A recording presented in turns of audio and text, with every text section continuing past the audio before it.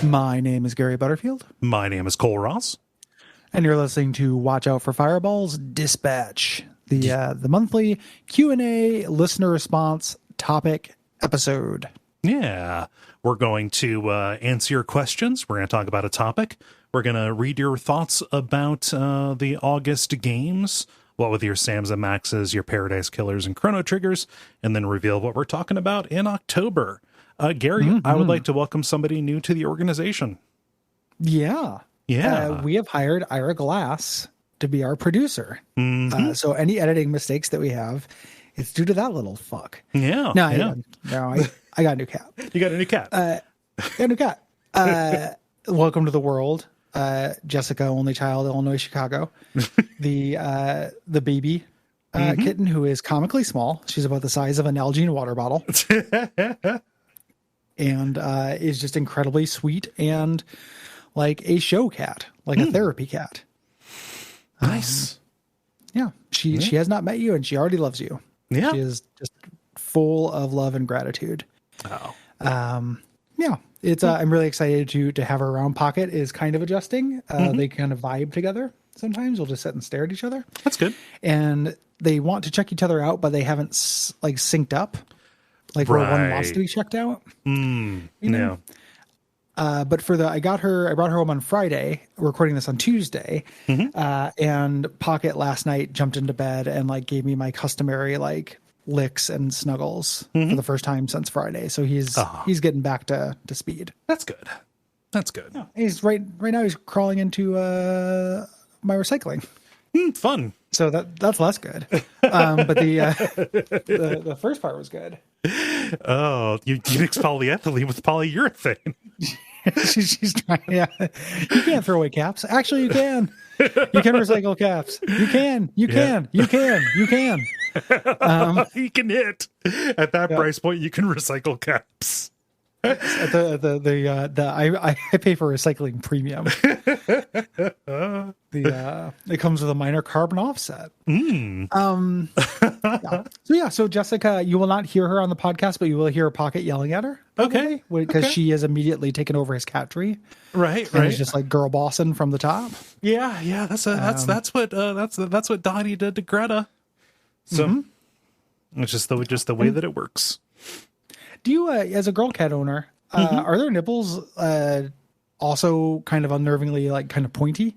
Have you had that experience? Because I expect them to be softer than they are, but they're kind of like thorns. Only on Greta, I think, because she went through her first heat, whereas Dottie we scooped her out before that happened. So gotcha. Yeah, I think because your new kitty was a mama, I think that might be a thing. Yeah. As I mean, like it's pretty amazing. It's nowhere near as upsetting as Chris's pit bull, Lilith. She's got big old teats hanging out. Yeah, it's very fun. Animal udders are like no good. Better than animal dicks. Like in terms of like animal parts, I want to see there is like there's a hierarchy. But yeah, that's been real weird. Every time I pick her up, it's like there's like traction. Almost, it's like she's a Nerf ball. Yeah, like made for better grip with those little titties. So you get a good spiral. Yeah, you get a perfect spiral when I throw her into her cat like a cat carrier. But good to know that it's a mom related nipple pointiness. I imagine. Distracting. I imagine, and if I'm wrong, don't correct me. I'll say that. Yeah. I'll trust but verify when it comes to this. Man. Yeah. So let's get into this. We have 1 billion responses to read. So we do this a half. Yeah. Fast. Let's do. I'll start here with a comment. This is just funny. I always like when our editing gets someone. Joseph wrote in saying, "So I have a sleep mask that has built-in Bluetooth headphones, and most nights I fall asleep listening to random WAF episodes. And on this fateful night, I fell asleep listening to the Silent Hill 3 episode. Great episode, by the way. Thank you. And I awoke in the middle of the night with the sound of a loud phone ringing in my ears. My headphones were on full blast, and some dude with a creepy voice singing happy birthday over the phone. Took me a good minute to realize that I was listening to your podcast, and when I tell you I about pissed myself because I literally thought some random dude got my phone number and decided to call me and sing happy birthday to me. My birthday is the 16th of this month. Happy birthday. At 2 or 3 o'clock, then I heard Gary and Cole's angelic voices and realized I was listening to the podcast. All that being said, congratulations on spooking me. Love the show, and thanks for all of the hard work you guys do to get these episodes out. I'm not sorry, because sorry implies that I wouldn't do it again. That is a very funny story." Yeah. What Cole means to say is take that, motherfucker, is what he's trying to say. Yes. Yeah. So take that. And thank you. Yeah. Matt says, I thought about writing in this question for the Demon Souls remake episodes upon Fireside Chat, but I thought this was a good general question with the PS5. I noticed that on the PS5, the games are using the controller speaker to signal things to add a little bit of depth. For example, in Demon Souls, when you walk or roll through barrels, chairs, or other junk, the crumbling, smashing sounds come from the controller. It's kind of a weird choice, but I noticed it adds some three-dimensionality since the sound comes from below you, just like in the real world. Just like kicking a chair to pieces would also come from below the little Demon Souls guy. I also noticed that in Returnal, when your alt fire cooldown is done, it plays a unique and sort of loud tone from the controller as a way to tell you that's ready to fire again. In a game like this, where there's a lot going on at all times, hearing this tone is somewhat helpful to my play, but not life-changing. The last thing to note are the cards at the pop-up menu. These have been real hit or miss, but in Demon Souls, it will show you tips on the area you're in or the boss you're going to fight. Having tips built right into the console, especially for a Souls game, seems a little antithetical. But I still use it now and then to see if I'm just missing a concept from an area or something similar. Anyway, I would like to hear your thoughts. Peace and love. Yeah. Yes. I don't it's good. I don't think the PS5 gets like a lot of credit for this being new, but this is a Wii thing, I think, to me. Yeah, that's the one that I remember. And even before that, like Dreamcast VMUs could be made to chirp while they were plugged in. Yeah.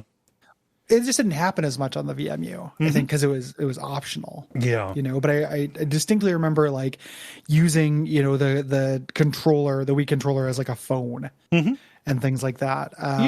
So yeah, I appreciate this kind of stuff. It's not mind blowing or anything. It's fine. Yeah, I think the examples that you give are good when it is nice and useful but not obstructive. Getting the cooldown alert, I think, is like the best the best possible choice. Like where it gets a little bit annoying is like in the PS4 remake of Grand Theft Auto 5. Like they made it so like by default your cell phone audio came out of the PS4 controller, which I kind of want to hear what's being said because important stuff gets conveyed. So I like it as a nice little grace note, as opposed to like a direct, and sole way of getting communication across. Yeah. It's just very hard for me to feel too strongly about it one way or another. Like honestly. Yeah. And then the tips don't really bother me too much because I just, I never pay attention to console UI. I hate console UI. I just assume that it's ads and I don't look at it. I unfocus my eyes. Since my Xbox 360 was brought to me by Doritos on accident, it's like I own this, but every time I turn it on, I get a Super Bowl Dorito commercial. Yeah, I not only own this, I send them money each month so I can play online. It's kind of like the indignity of subscribing to cable. I pay all this money and then also have to watch ads. It's like fuck you. So I cannot imagine in a million years like paying attention to a console UI. Yes. I was recently playing my PS5 for the first time since I moved into the house, and it had a little tab when I opened it. It was like, have you heard of roguelikes? And I'm like, man, I don't know. Like, who is this for? Who's like turning on the learn about video games. The kids call them auto battlers. Yeah, the video games, they're not just for kids anymore. Pac-Man has grown up. Now he's in a retirement home, and his memory is going. It's real sad, but it'll happen to you one day.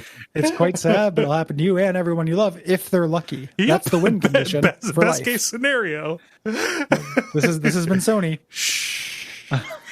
And hush. So. Wade writes, also related to novelty here. Wade writes, in the Abject Suffering episode for Boktai, The Sun is in Your Hand, Gary disparaged games that focus or revolve around input or external novelty. Cole countered by pointing out games such as WarioWare, where engaging with novel inputs and control methods is the central conceit. Are there some other examples of that kind of novelty in games that work for you or almost work, or examples of when it's absolutely nefarious? If not specific examples, maybe general traits of successful or unsuccessful novelty. So novelty in games. I would say that novelty and control. Yeah, novelty and control. I would say like the nefarious examples were anything published between 2007 and 2012 or so. Yeah, this is the worst period for it. Well, and also like the big difference between like Boktai and WarioWare. Like WarioWare was a game before they started doing the Twisted specifically is what I was referring to in that episode. Yeah. Like you can do WarioWare without it. Mm-hmm. Boktai was just a shitty game with nothing to really suggest it or to recommend it other than that. Like I don't know what the appeal was going to be outside of that. So it can definitely be a thing that like can be better or worse. Yeah. I think. But like if you go back to like things like waggling to jump, or do the little bonus jump in Mario Galaxy, like things like that are just not very additive. Yeah. Is more what I was kind of complaining about, not when, not your Kirby's golf or whatever. Yeah. And if you want to see like what a crater this can blast in a game, and this game has a lot of other problems, but like go back like on Twitter to when the Skyward Sword remake was released, and notice how many people are like, wow, like no way of controlling this works actually. And because it's a fucking horrible game. Well, it's a very bad game, but like the motion controls are only like one part of that, and that's all anybody talked about was the motion control problems with it. And now that those are now that those are addressed, it's still kind of like, oh yeah. Oh no, but like people were even saying like, oh, because everything depends on which direction you slash your sword, and also because that takes primacy over camera control, which wasn't even in the original. What you end up with is like needing to hold down a button to free look, and like neither the what came down from people that I saw who were trying to force themselves to play this game because it was Zelda, literally just a flashback to 10 years ago, was that neither of these schemes actually worked. And so what you end up having is a product that has been compromised, and even before you get to like the severe pacing problems that game has, right? Yeah. All kind of on the altar of first adding in these novelty motion controls, and then trying to fix the problem that you patch them out. Yeah. Oh well, if isn't the consequences of my actions. The one that I think is successful, and I was just thinking about this game because I was thinking about the weirdly limited Wii library. Recently, just like I was talking to Will about it, and just like, what a weird fucking software library that was. But I have a lot of affection for the Boomblocks games. Yeah. And those used, you use the Wiimote like you were throwing one of the Boomblocks, and that worked really well. Mm-hmm. So there's a good one where the novelty actually worked. Like you were mimicking what you would be doing. Yeah. The pace wasn't so horrendous, where you were going to get really tired, like in No More Heroes, kind of scenario. Yeah. That is a good example of that. It was like a nice balance between puzzle and finesse, Mm-hmm. Yeah. It did not require like a lot of precision, that the Wiimote couldn't do. Yeah. ultimately, I think that this is going to thrive the most in arcade settings. Honestly, you know, you get your paperboy cabinet, stuff like that. Yeah, all those things are good. Yes, like like a novelty arcade cabinet is such smaller of an investment. For you, that like I will 100% just throw $1 in it. Yeah. As opposed to, the $50 or $60 for the game itself, and then whatever in addition for the for the controller. The peripheral, yeah. Yeah. Craig says, "Hey guys, I've heard both Gary and Cole talk in the past about not having a lot of enjoyment from multiplayer competitive games. Apart from the obvious, in that it would really limit the show's output, what experience have both pushed you away from playing games this way? And conversely, what limited experiences have you enjoyed? Has Cole ever farmed the jungle in League of Legends? And how is Gary's Zerg Rush? Much love from Scotland." Thanks, Craig. I have played and had fun competitively. Team Fortress 2 when I was young. A little bit of Magic the Gathering Arena and had fun playing against people. A little bit of Left 4 Dead, even though I prefer to not play with people. Those have been my positive experiences. Yeah. With that. StarCraft, I love StarCraft. When I tried to play that competitively, that was something that pushed me pretty far away because it's an entirely different game. Yeah. No, I mean, so StarCraft was pretty disillusioning for me because, by the time that I got there, even when I was playing with friends, like people I knew, the meta had devolved down to big game hunters, no rush 15, pretty much. Yep. Was just that's what it was. It had completely devolved to the final destination, no items, kind of deal. And, no matter what, the best strategies were found to rush toward battle cruisers or whatever. Like it just got completely degenerate. I've had good experiences playing multiplayer games, either competitively or cooperatively. Like Team Fortress Classic, I was in a clan for that for a few years, back in like middle school, high school. I was in an EverQuest guild. That's not necessarily competitive, but that was playing alongside a bunch of other people. But yeah, I would say that just those kind of just real calcified metas, and I don't know, the commitment that it takes to stay competitive. Those both kind of push me away. Yeah. Like cooperative multiplayer games are great. I play those all the time. That's one of my preferred ways to play. I just don't have any interest in beating strangers at things. Like I understand the challenge that a game designer comes up with will never be the same as like just another human mind actively adapting to what I'm doing. I don't play games for challenge in that proportion. I'm not that interested in proving anything. Like in a game, I know there are other reasons to do it, but I just don't get the feel good things. This is I saved this screenshot I saw that relates to this. The main thing that puts me off of playing chess is that there are 2,000 years of gameplay that hundreds of people with higher IQs than me have spent thousands of hours studying the history of. So much so that when I put a pawn forward, they say, "Ah, I see you're going for the Bulgarian somersault." And then I try to take their bishop with my knight, and they go, "Oh, rookie mistake. You played the Frenchman's cumsock, and in approximately 37 moves, I'll have won." That is the problem with multiplayer video gaming, competitive video gaming. The book. Like, the book. I do not want to play the Frenchman's cumsock on accident.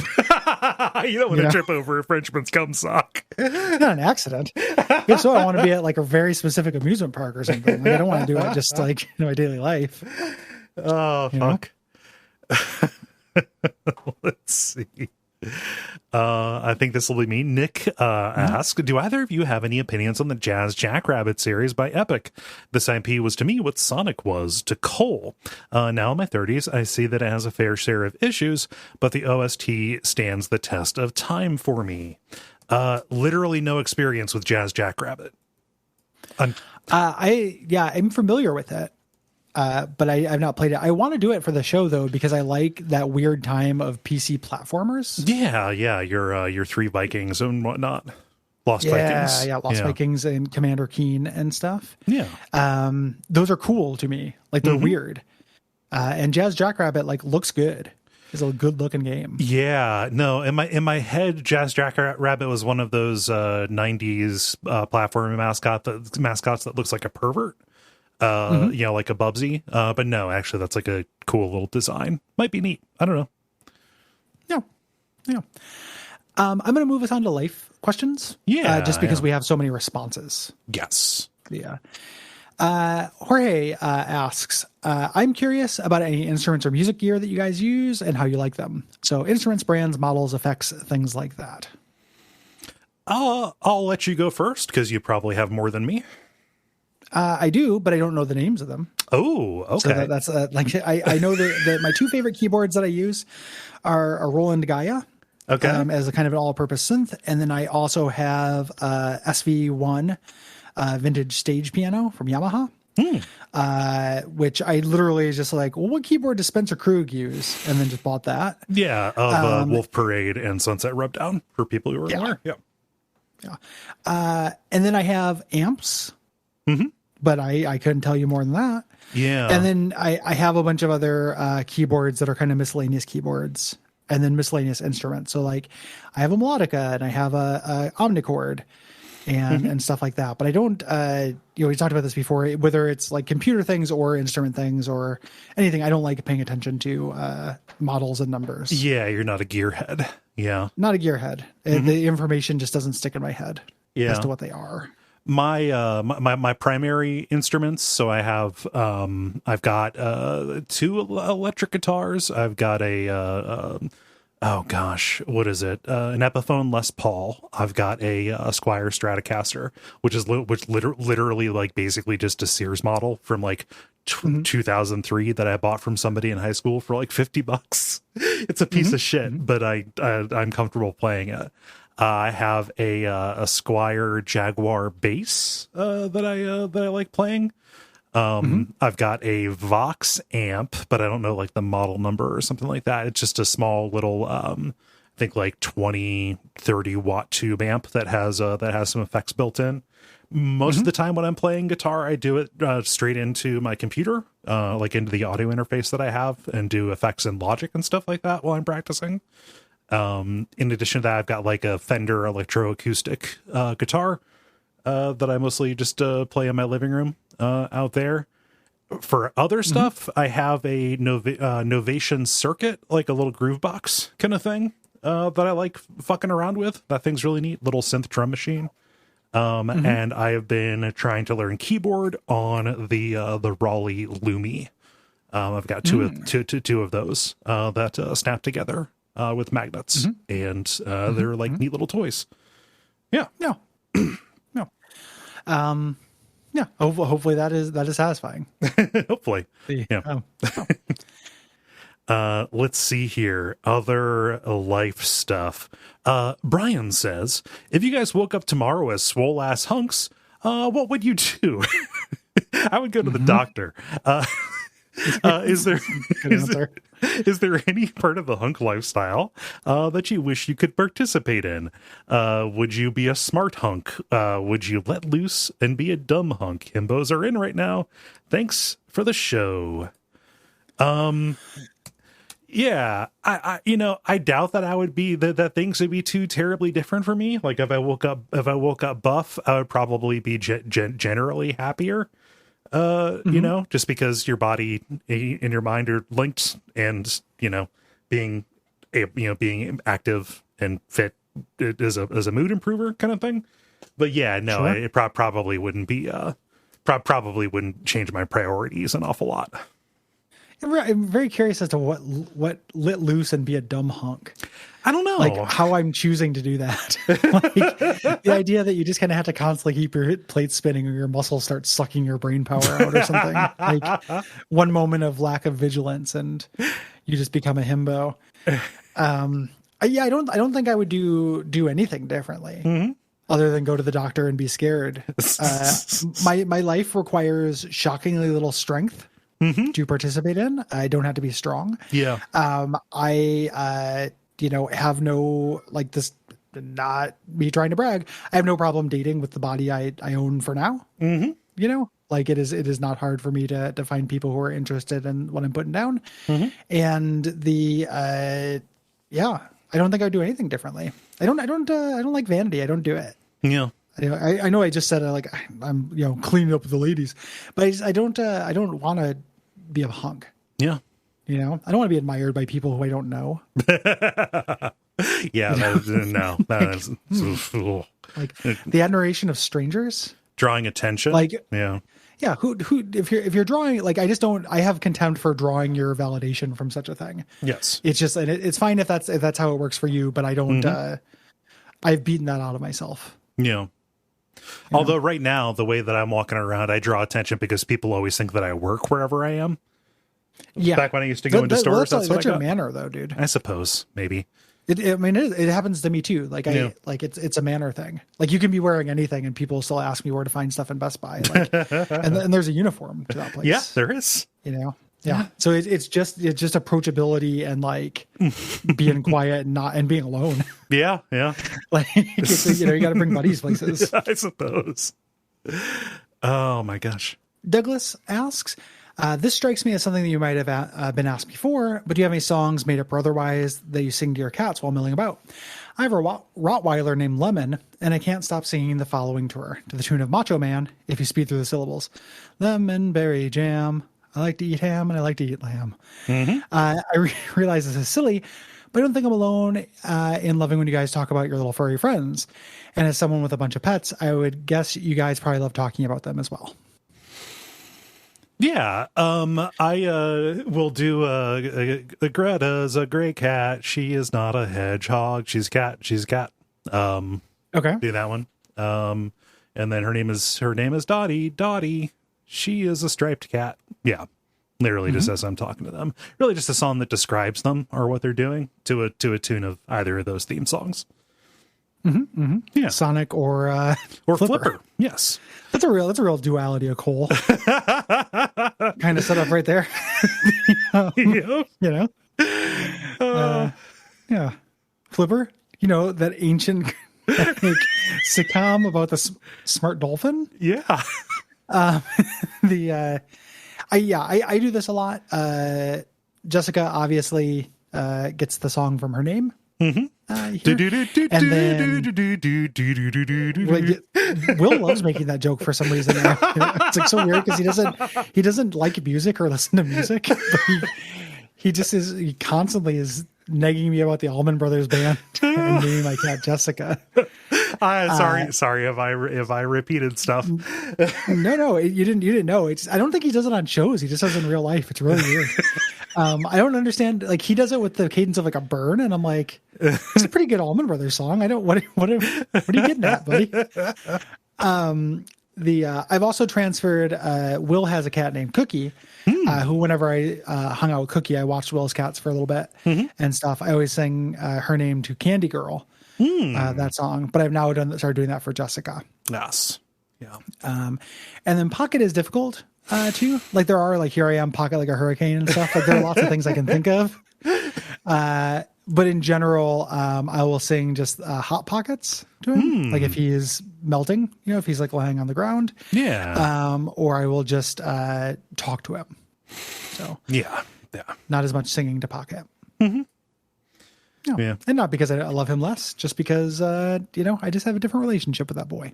Yeah, same. I sing to Greta more, but that's just because she is more, she's more clingy than Dottie is. Mm-hmm. Yeah. But yeah, no, they're little creatures. You talk to them. They live in your house. Mm-hmm. It's great. Love it. It's great. Yeah.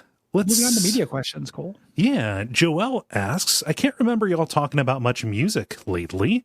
Do you have any favorite albums of the past year or so? If not, have you been listening? What have you been listening to in general lately?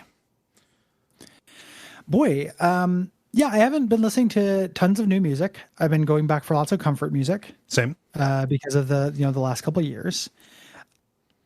A couple of things I have listened to that are new. So on I Think You Should Leave season 2, they introduced some new interstitial music, including some cool 60s soul stuff from a band called the Triplet Twins. Okay.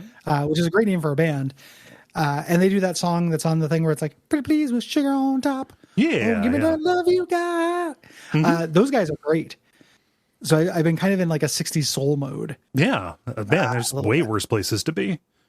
Yeah, that shit is fucking legit. Yeah, no, just I'll pull up just like a general like Motown playlist on Spotify and just let that roll. Yeah.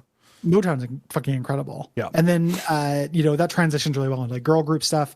So I'm kind of moving in that direction, but it's all ancient. And then in terms of a specific album, I'll do a quick plug. Andrew got me a Vinyl of the Month Club thing for a few months for Christmas this year.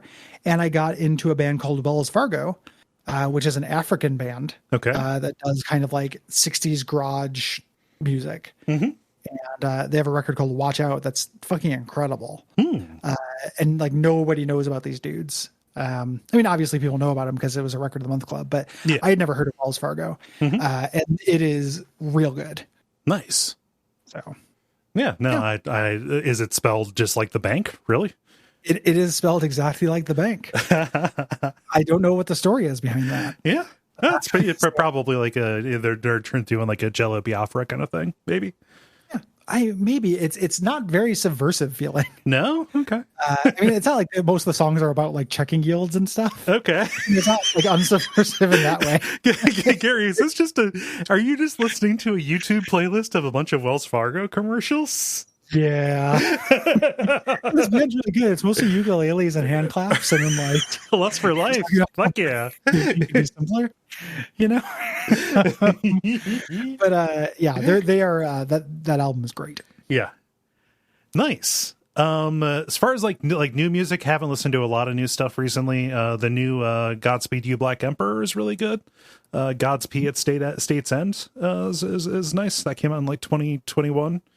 I've got like networked speakers around the house, so it's fun to just fill every room with apocalyptic post rock, which is nice.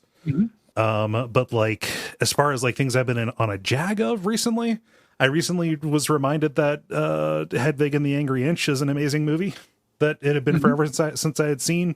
So that soundtrack has been on spin for basically 2 months now. It's good stuff. Yeah. So those are kind of the big ones in addition to all my usual bullshit ambient stuff. Nice. Yeah. Maya asks, I'm on a dumb question kick. So can we get a numbered ranking of these motherfuckers? 1, Dracula. 2, Frankenstein's monster. 3, the Invisible Man. 5, the Wolfman. Or 4, the Wolfman. 5, the Creature of the Black Lagoon. And 6, the Mummy. Thanks for all the shows. I moved, and now y'all are my only friends that I can talk to about games and media with. Oh. Thank you. Yeah. So rank those motherfuckers, Cole. Rank those motherfuckers. 1 obviously is Dracula. Same. I'm with you. Gotta do that. 2 is probably gonna be the Mummy. Okay. I'm going to go along with you just so this doesn't take a million years. Yeah. So my number 2, I think, is going to be the Invisible Man. That's sex pest, huh? Yeah, that's because he's scary. Yeah, I suppose. Okay. Fucking scary. And then also League of Extraordinary Gentlemen does a lot of heavy lifting with like what kind of person that would make. Gotcha. Okay. Let's see. 3 would probably be Frankenstein's monster. I like a Frankenstein's monster. I'm going to go with you on that one. Yeah. You have to pause so I can join you. So this doesn't take a million years. Sorry. You see, if I don't spend all this time, if I have to explain all this time, if I do all this time explaining it, it's going to take too long. Yeah. Cole. Okay. So if you pause in between each thing and let me do mine, we only have to do the thing once and it won't take as long. Interject. Okay. No. So what's your number 3 then? What's your number 3? Oh, also Frankenstein, like I said. See, and this is how we save time. This is how we make this question go by quicker. Gotcha. Okay. My number 4 would probably be the Invisible Man. Okay. I'm going to put the Creature of the Black Lagoon there. Okay. Don't know a lot about him, but I like Innsmouth Fish Monsters. Yeah.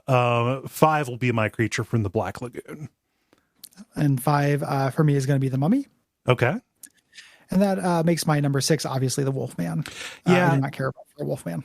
Yeah, I don't care for werewolves as stories. I think that like the coolest that they get is either The Wind Through the Keyhole or Gabriel Knight 2. Those are the only two real werewolf stories that I like. So, yeah, Resident Evil 8. Oh yeah, I suppose that's really it. Yeah, with you. Let's see.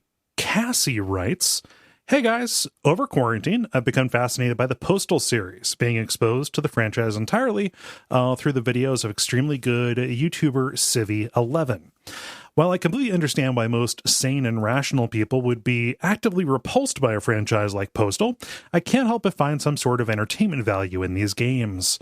Ultimately, my question to you guys is this. Do you have any pieces of media that are morally reprehensible at times, but you think have some good core ideas?" I don't know if I would say reprehensible, but there's lots of stuff that I like that is, not great. Problematic. I love Duke Nukem 3D. And that has you offering money to strippers and then blowing them up and making quips about it. Mm-hmm. But I love those games, and I love them for the same reason I think that I would probably like playing Postal 2 for a little bit, which is just that it emulates mundane real spaces. Mm-hmm. I like walking around in FPS that is shaped like a town. Yeah. Very much. Grand Theft Auto 5 probably fits into this for me. I think that's a really, really good game. But it's hard to stand behind some of the narrative and world and character decisions they make. As far as like movies go, I've got a soft spot for Falling Down. I haven't watched it again. That's the only thing that stops me from saying that. Yeah. I liked it as a kid. Yeah. But I don't know if I watch it now, I'd just be like, ugh. There's so many, there's lots of, I love tons of horror, and horror is oftentimes, kind of problematic. And I like lots of, I like superhero movies. And according to Twitter, all those are fascist propaganda that take up all the air in the room, and they're the reason why we don't have art movies anymore. Yeah. It's, it's a CIA op. Yeah. It is totally a zero-sum game. If one Marvel movie comes out in this year, because Black Widow came out this year, you guys have been robbed of 7 or 8 art movies. Mm-hmm. So, that's probably as close as I am. Yeah. That. I should check out Civi 11. I like YouTube video essays about video games. Yeah. James asks, hey guys, like a lot of people, I found it difficult to sit and read physical or digital books over the last year or so. More and more I've been getting into audiobooks. Shout out to Terry Pratchett's Discworld novels, which are consistently brilliantly narrated. Do you have any favorite audiobooks you'd recommend? Yeah. I'm going to be boring and just say Midnight in Chernobyl. As the thing that kicked off Atrocity Gary and my my Chernobyl obsession that I've been in for a couple of years. But that book is compelling and amazing. Yeah. And is a really, really great audiobook. Yeah. I've talked about a couple of these before, but Democracy in Chains is a really good one if you like nonfiction, kind of like political history. The Radium Girls is really good as well. If you want to form a radiation is basically just evil magic that we exist alongside. If you want that, I listened to a podcast about them ladies. It's fucked that up, shit's right? Bone chilling. Yeah, it's like where the doctor just pulls out part of her jaw, like Charlie pulling out his teeth. Yep. The thick as death, just man, there's something about your mouth stuff coming out too easily that's really fucking spooky. Yeah. No. There are none of these that are like full on audio productions. People will say like, oh, I love the Harry Potter audiobooks. And those basically, certain versions of them come down to audio play kind of things, and I've got like opinions on like, narrators who I will generally go for. It's really hard to go wrong with the George Guidall, but yeah. I like audiobooks. I've got tons of them, listen to them all the time. Yeah. I enjoy listening to an audiobook. Yeah. Shall we move on to show questions? Just because again, we have a spicy response. Yeah. We're missing lots of questions. We are going to get a makeup here on the books. So don't worry about that. Yeah. Yeah. Let's see. Casey writes in a show question here, are there any moments from the development of the network that you look back on with particular fondness? Serious moments, humorous moments, and everything in between are acceptable. P.S. It's been 4 years since the Final Fantasy IV episodes, and I'm still tickled by the fact that Cole's show notes described entering the Giant of Babel as deploying into its mouth.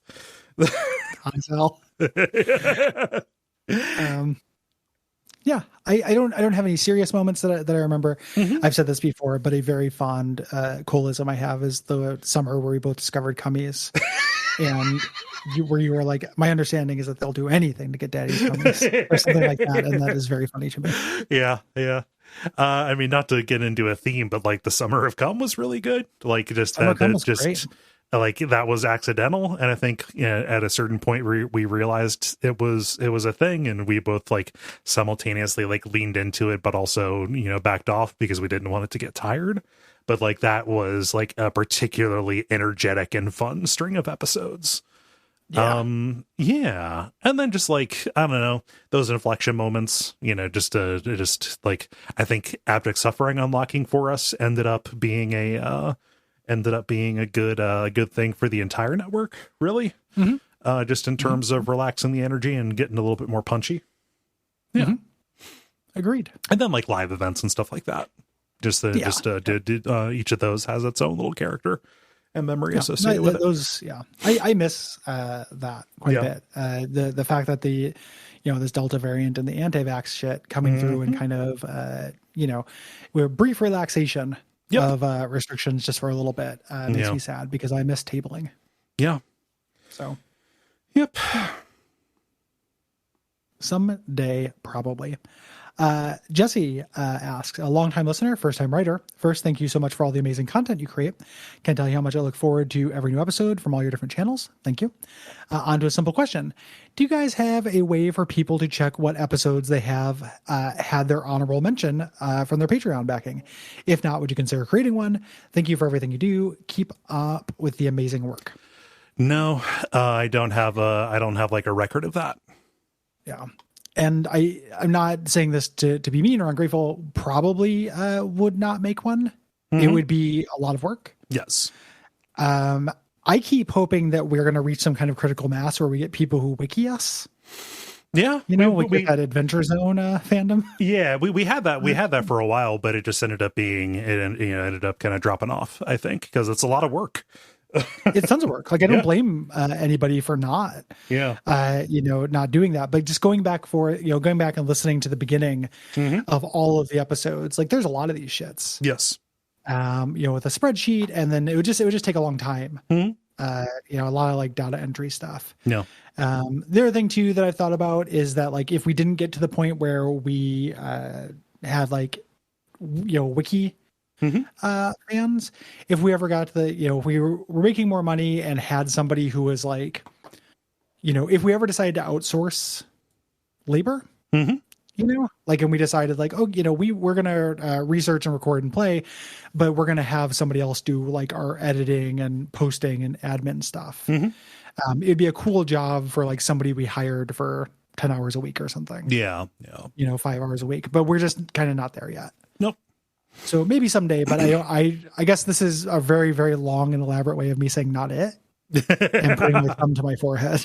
Yeah. So, yeah. Sorry if you missed yours. It's just I go down and I tick them off at the front and that's it. So yeah. Sorry.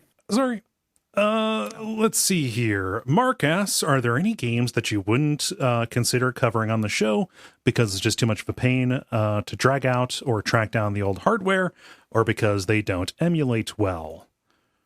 Yeah, I was going to make one of my vanity picks this year, Spore. Not because I love Spore. I actually didn't like Spore very much, but I think that it's fascinating. It's just hard to get running. So we decided not to do it. Like maybe someday, and even between when we checked and now, maybe there have been advancements in getting Spore running in 2021, but hard to get a hold of, hard to get going.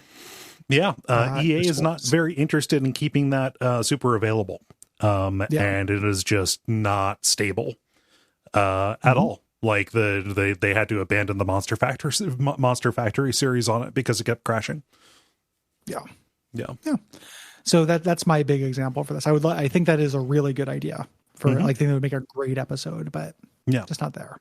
And there are, like PC games from the kind of that weird middle era, like the early 2000s, let's say, where the like just emulation and compatibility haven't kind of caught up to it. I was real worried when somebody requested No One Lives Forever, because for so long that had been completely unavailable, but now it runs just fine because of fan kind of stuff. There are works that have not been kept alive by fans, so it's just it just gets kind of tricky. That is more concerning than, like, I don't know, going back to a like, oh, we're going to do like a Jaguar game or something where the emulation isn't quite there, but also like there's not that many games for it, Yeah, it mostly kind of self-selects, because old console games that are rare, that are hard to buy, we don't mind emulating. Correct. So if we decided to do some rare ass PS2 games, that's no problem, because it'll probably emulate. I'm guessing that like something that will become a future thing are like Xbox 360, era games. Like up until a couple of weeks ago, we wouldn't have been able to do Scott Pilgrim versus the World, right? Like, or a couple of months ago. Yeah. Now, if we want to do that, we totally could. But for a while, that would have been in that scenario, and that's a cool game. Like, it would be worth talking about. Yeah. Yeah. PS3 games are probably going to fall into this valley for a while until emulation catches up to it. Yeah. Yeah. Very soon. Jonathan says, have you considered doing a sequel podcast to Monster, my podcast, where you talk about your favorite adventure modules? I'm just wishcasting, but I mostly just want to hear you guys dunk on Strahd. I read a lot of these, but I don't know whether I read enough of them to do a show about it. So I have not considered. That's pretty much where I'm at too. Also, my source for these dried up, so I am upset. Me too. You know what though? I managed to download all of the Shadowrun ones before that happened. Oh, you did? Nice. I put off doing a similar download run, and then it just went away. So it's too late. Well, it's like when they said you're going to be able to meet Sheriff Lobo at the mall or whatever. Was it Mr. T? Mr. T at the mall. Yeah, it was Mr. T. Yeah. They never should have canceled that show. So that would be really fun. And also, there's kind of a weird lack of this as a niche. I found a couple of people on YouTube who go through old modules, but it's surprisingly rare. Yeah. I wish there was actually like a lot more of that. The one that I recommend is called DM It All, who goes through a bunch of classic Lego modules, like the big old prestige D&D stuff, and kind of talks through them. Nice. And that's absolute like dork fuel. Put that directly in my veins, like gummy and vibe before bed shit. Nice. Like appointment watching. DM It All. Yeah. It's a good name for a channel. A very good name for a channel. Yeah. I'm going to do one more show question here, and actually this is going to be pairing up two of them because they're real similar. Okay. Cinderella Fass, are you planning on releasing Ducktionary Volume 2 anytime soon? I've long been wondering whenever blank is not on screen, you should be asking, where's blank? Or something like that. I've been wondering where that comes from. I think I may have been around for the origin of that and just forgot, but I'm not sure. I even tried searching for it at some point, but it was difficult since I didn't know what the original blank was. And this is matched up with, let me find this here. Moonborn says, I've re-listened to a number of old WAFs recently and have heard the phrase waiting for Krusty to come a whole lot. What the hell does that mean? I know it's a Simpsons reference, but my 45 seconds of Googling has been fruitless. So we should do another Ducktionary at some point. People liked that. Yeah, I liked it. Yeah. Sure. Let's do it. So both of those are Simpsons references. If you don't know what we're talking about, usually it's a Simpsons reference. We're going to keep doing this till we die. It's fine. Whenever blank is not on screen, you should be asking, where's blank? Is from the Poochie episode of The Simpsons, where Homer got a job voice acting Poochie the dog, a new character on Itchy and Scratchy. People hated the character, and Homer walked in with a list of like suggested changes, all of which made the show more Poochie centric, including pitching dialogue that whenever Poochie isn't there, like we should really be calling attention to the fact that Poochie isn't there. Yes. Fireworks Factory is similar. Millhouse is watching that episode of Itchy and Scratchy. They're both on the same episode. Yeah. Watching that episode, and it begins with Itchy and Scratchy going to a fireworks factory, but they get waylaid by an errant Poochie, and they never get there. And Milhouse is furious about it. He's madder than he's ever been in his life. He's furious because the fireworks factory was dangled and then never delivered on. And nobody asked about fireworks factory, Gary, because Krusty's gonna get here. You'll see. Oh shit! So similar, but they mean similar things. Though, they do. Whereas the fireworks factory is about disappointment with something that was dangled. Like Krusty will get here, or waiting for Krusty to come, as a reference to the Camp Krusty episode when they went to Camp Krusty, themed after Krusty the Clown, and Bart held out hope that Krusty would show up and spend the summer with them, but because Krusty is mercenary and without scruples or ethics, he basically just left them hanging for it. And Bart was the one who held who kept on holding out hope, saying, "Oh, Krusty's going to get here. You'll see." I would argue that Krusty was also dangled in front of him. Yes. And that, like, they're different tones. Like Milhouse is angry and Bart is hopeful. Yes. Yeah. But shit, I don't know why I just like incepted the fireworks factory into it, but yeah, hey, bonus mini. Lightning round. Zach asks, how'd you guys meet? Something Awful forums. Yep. Next, bam. Paul asks, in your opinion, what are the best foods for slopping up? And conversely, slop it up, boys. And conversely, which foods should never be slopped? If you try to slop up a food that's already sloppy, I think that you should be drug tested. Like, when you say slopping up, do you mean pouring water on? Yeah. Okay. Yeah. That's what I think Paul is saying. For some reason in my mind, I think I got sopped up, and I was gonna be like, "Oh, gravy, duh." Oh, yeah. But it's in terms of slopping, I don't think you should slop. Yeah, let's slop them up. I don't want to slop up anything. I guess I'll slop up some Kool-Aid powder. I slop up cereal with milk. Yeah. That's really it. But I don't like adding water to my food generally. No. Yeah. Killerak says, can we get an episode of Abject Suffering hosted by Greta and Pocket? I think they might have interesting things to say about the games you play. No, they are cats. they make very all the noises they make are very similar, and they are not words. And they can't edit. They can't edit for shit. No thumbs on a cat. Let's see. Too many. It's weird. Yeah. Like you get that weird do thumb. Alex writes, what's your favorite useless novelty controller? You're going to expect me to say the Resident Evil chainsaw controller? No. But you're going to say the slime. No, not even that. The Wu-Tang PlayStation controller. Oh, yeah. Interesting. I'll say the slime, because the slime works as a little slime statue. Yes. Which is cute. Even though, man, the plastic they made that thing out of, I moved that across country when I moved out here, and the whole thing became like gummy and tacky. Ooh, yeah. In this like disgusting way. I ended up like actually throwing it away because it was so like unpleasant to touch. I know exactly what you're talking about. There's like that weird little off-gassing or whatever. I have not found anything that is able to like recondition that plastic and clean it up. Yeah. Disgusting. It was like the sphere from Torment. Like that smells of rotten eggs and is like kind of tacky to the touch. It's exactly like that. Yeah. Thing is nasty. Yeah. The funny thing about the chainsaw controller is that it is such a bad controller that it also kills Leon Kennedy, just like the chainsaw in the game does. Yeah. Just on accident, he just does it to himself. Yeah. Think this is you, Gary. Oh. Is there any game that seems to be tailor-made for you, but you can't get into for some reason? I don't know. That's tough. Yeah. 100% there is. It's just, I'm just on the spot.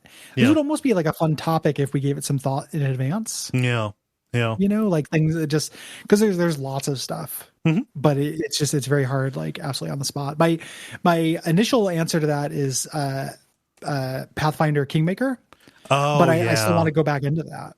Yeah. You know, I still want to give it another shot, but it just didn't hook me in the beginning, and I was like, Yeah. I promoted that to a topic prompt, the spreadsheet there. Yeah. Let's think about that. I think that'd be fun.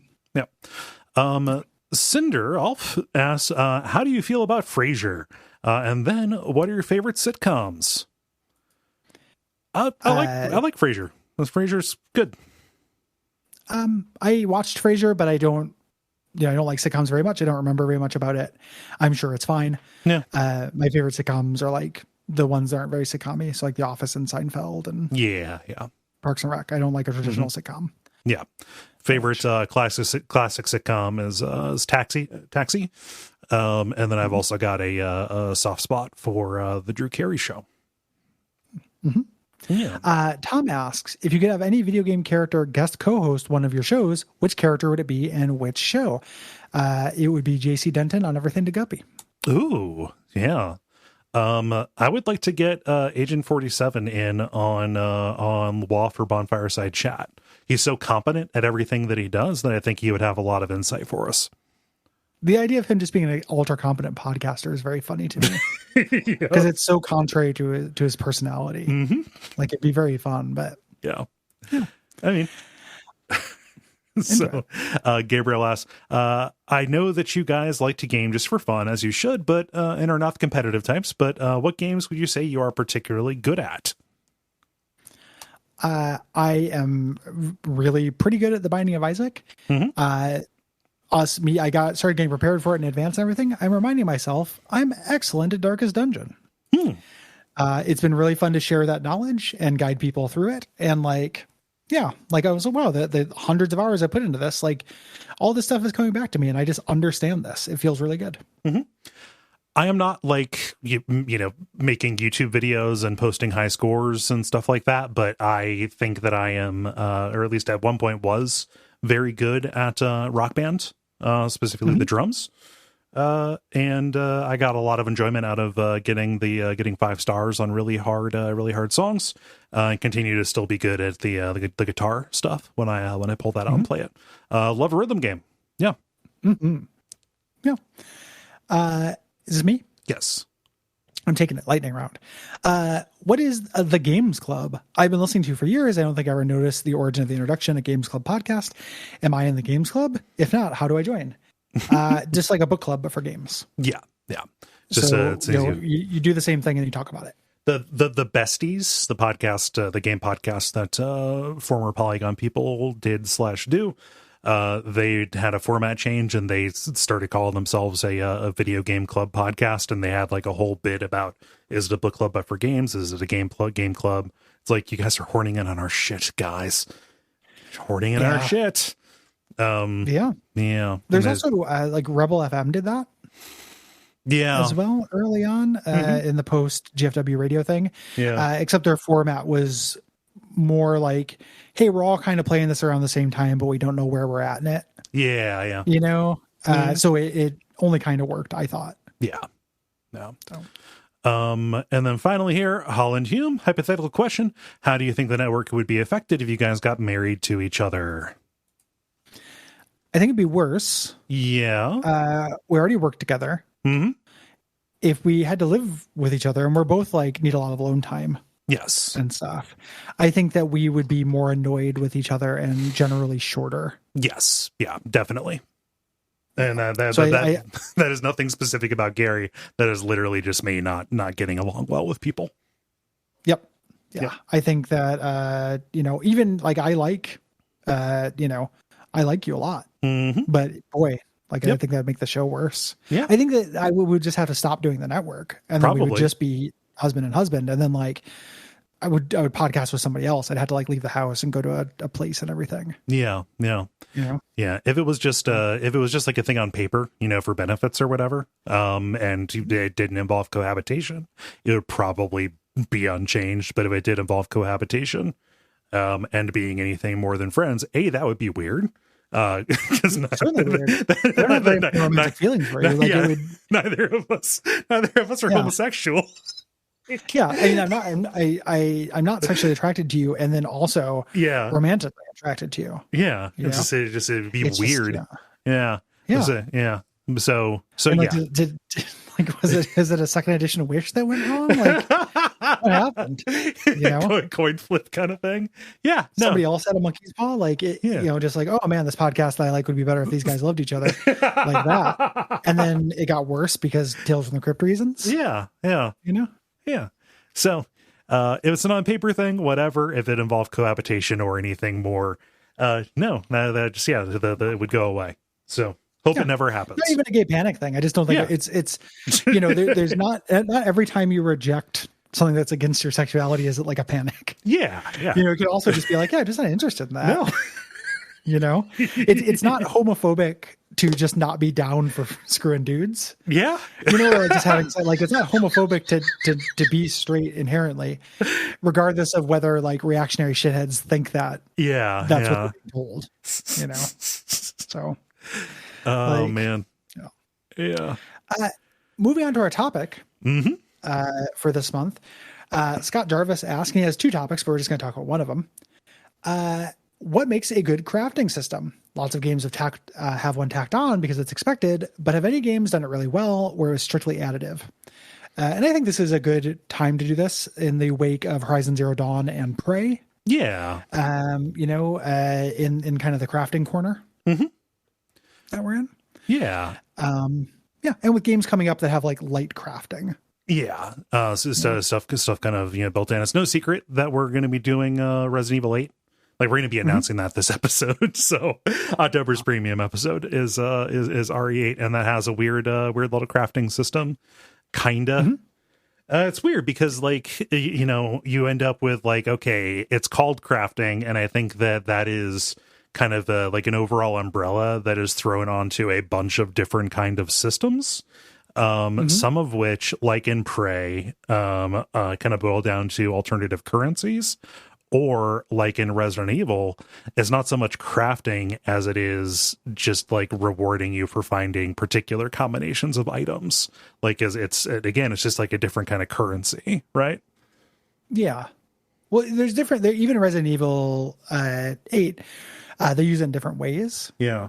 You know, like the way it works for treasures, like the fact that you can combine treasures does like a neat risk reward thing. You know, I can sell this for quick cash or I can save it for more cash. Yeah. And that's kind of crafting adjacent. And that ties into a more traditional crafting thing, which is taking something that just would be an upgrade and splitting it into pieces so you have more findables in the world. Like, if I am not, you know, I'm not going to find this sword, I'm going to find, you know, 3 pieces that make a sword, and that means I can now have 3 new hiding places. Yeah. And encourage 3 places to explore rather than 1. Like, that's one form of crafting. You know, that you have in video games that's used. And then the more traditional kind of Minecraft, you know, way of crafting where the entire game is based around it. Yeah. Like, you are gathering junk and then making stuff is kind of the game. You know, so it's important to kind of differentiate terms. And like, one of those has leaked into everything, and the other one is more, you know, specific. Yeah. Like, hey, don't starve. You know, like survival genre games. Yeah. Yeah. Things like that. You know, another example of these, and I think that this might actually be a little bit of where some, you know, a lot of this kind of like came from, because so many design practices boiled over from MMOs into kind of like Gen Pop a little bit. I mean, crafting was a thing going back to like Ultima Online, right? Yeah. You know, or like EverQuest or what have you, you know, where it was professions that you could have. And they were, you know, skills that you got and, you know, practiced with materials that you found in order to both improve those, but all, you know, improve the skills and make better stuff, but also like make yourself useful to other characters, right? You Give know, yourself a boring job where you worked for less than minimum wage, except the money wasn't real. Yeah. Or, I mean, just dragging icons around so that your guild can have good buffs for the upcoming raid would be the other kind of thing. And that like came in alongside other kind of profession kind of stuff where people would actually like sell transport. So back before there was like fast travel and EverQuest, you could use either a druid or a wizard. A druid or a wizard of a particular level was able to cast teleport spells. And it was neat because druids could like warp you to like different Stonehenges around the world, and wizards warped you to different kind of things, like little towers, which was neat. Mm-hmm. So you had to like know based on your destination who to look for, and people would be like posted up and say like, oh, I will warp you for X amount of gold and stuff like that. Or you would have like, somebody who would post up able to cast the spell that would increase your your movement rate. Like posted up outside of like city gates and stuff like that. Like that kind of existed as player economy outside of even just the skills that were there. The crafting, like the crafting kind of stuff. So I think the original point, I really just felt like talking about EverQuest, but the original point is like a lot of that just kind of came from these other external economies in MMO stuff, and people are like, oh yeah, like that's engaging to folks when they play these games. Let's have it spill over into these single player kind of experiences. Mm-hmm. With the more traditional crafting that is kind of bled into everything, I think that there are two purposes you get from that, one of which I think is additive and one that isn't. Mm-hmm. And depending on which one of those you're leaning on, I'm more likely to like it. Mm-hmm. So if it is just your parts are in different spaces, gruffle the world more. Mm-hmm. I don't really respect that so much. Like I like exploring and I like extrinsic rewards for exploring, but the way that the way the games tend to do it, going into little side paths just to pick up things and say like Remnant, just to use an example of like a proc gen, like a non very authored world is not super fun. Mm-hmm. To me, just kind of Roombaing that. So, dislike that.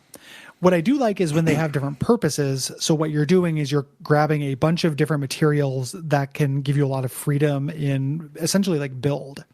Right? Yeah.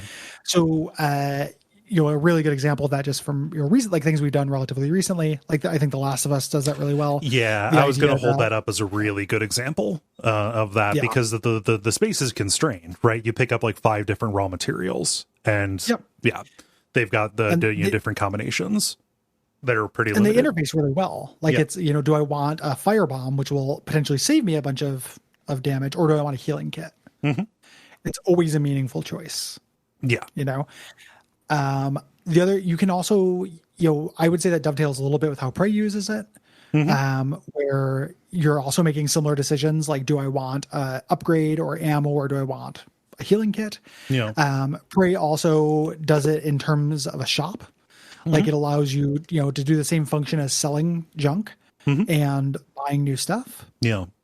Which I like. And so that it supports build in that respect. Like I'm playing this game, the Q beam is just not interesting to me. So anything I get that's related to that, I'm not going to spend any time. I want to launder that into stuff that supports my build. So like when crafting supports player expression, is when I like it. Not when it is a collectible or just a reason to scour. Yeah, and I think like player expression, another way to put that, or something gets to something that I value about it is the choice is meaningful because there are trade-offs. There is scarcity and there is opportunity cost, not just with what you decide to do with what you have, but like how rigorous are you going to be in scraping stuff up. Right. I think that this works really well, like in, again, Last of Us and in Prey, where there is a general sense of privation, at least early on. Last of Us kind of rides that throttle a little bit more because it is a more kind of, I think, intentionally paced thing than Prey is. They're keeping you they're more linear. Yeah, it's much more linear, and just like generally it's kind of keeping you to where you only have 2 or 3 of anything at most. So you're kind of always always making those kind of individual trade-offs. Where it starts to get feel a little bit meaningless is when you get into like armor crafting in The Witcher 3, or you get into Horizon Zero Dawn, where either it kind of doesn't matter what you've picked up, because you're just gonna, like, in The Witcher 3's case, like, go and buy whatever ingots you need to launder up to the to the materials that you need to craft the piece that you're looking for. So, like, every individual piece is fungible, or everything is so completely non-fungible, like in Horizon Zero Dawn, where you're not making a choice of what to do with the bits and bobs. Each of those bits and bobs kind of just goes to its own individual thing, and never shall the resources they draw from intersect. With, like, a couple of exceptions of, like, well, no, like, even with potions, like, a particular kind of potion is like, do you want to make the strong one or the weak one? And, if it's a health potion, it uses this kind of meat or more of this kind of meat. Yeah. Yeah. It's how much time are you spending between quest? Yeah. Grufflin. Like The Witcher 3 is probably my favorite game with that system in it. And it's entirely in spite of it. Yeah. And the frustrating thing is there are cool authored quests behind getting the recipes. Yes. For those armors, and they should have just given you the fucking armor. And it's engaging in the split thing, because you have to get all the recipe bits to build all the parts of the armor, right? Like, you do the quest that's like the cat armor set, or whatever, cat style, and you have to go get all 5 pieces of armor for that. It's just to add in more excuses. Yeah. Like, that being one authored quest that took you to a cool place and gave you the armor at the end is significantly cooler to me. Agreed. Yeah. And it's just through volume that it ends up not making that big of a difference. Like, you're spending most of your time doing other stuff. And if it needs to be very good. If it needs to be a compromise where you want to have the split, like, maybe you find the armor in a degraded state, and then you have another quest that you do with, after you bring it to the blacksmith, to where you have to go and find the other stuff, like, use it as an opportunity for more things, as opposed to, like, emptying out different vendors from around the world as you fast travel. Right. Exactly. Like, oh, I can't forge this to you because I'm too distracted because there's a griffin. Yeah. Like, in the crawl space. And you have to figure out whether it's ghastly euphemism. Ghastly euphemism, or, just put the individual pieces of armor in the spot, which is still a little annoying, but rather than the recipe for the individual pieces of armor, which you then need to go and have crafted, is just tedious. Yeah. I don't know if this is blasphemy. I think that this would have been actually a good answer for the above a little bit. I keep wanting to like games where closer to, like, the Don't Starve model. Oh yeah. Where the crafting is the game. I don't like that. No, I don't get it. Huh. I don't think I get it. Like, what is the appeal of, if I pick up, 2 sticks and a piece of hay, and this then allows me to, make a lean-to. And then if I pick up 4 sticks and a log and a piece of cloth, then I can make a tent.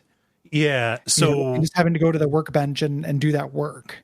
Was there ever a point in the past when you did enjoy those things? Like, did you have, like, a Minecraft phase or anything like that? No, I really only liked Minecraft for the first couple nights, like the desperation of building a improvised shelter, and then having to have monsters show up outside your door is, like, very atmospheric and cool. Yeah. But I never went further than that. Like, I get it as a Lego thing, but I don't think that, like, if I craft this kind of workbench, then I can craft this kind of thing. Yeah. It just feels like center box shit to me. I mean, like, I won't say it's not it's not a little bit Skinner boxy. For me, when I have enjoyed these, and, like, the versions of them that are, like, I enjoy them so much. I enjoy them so much that I need to stop myself from playing them.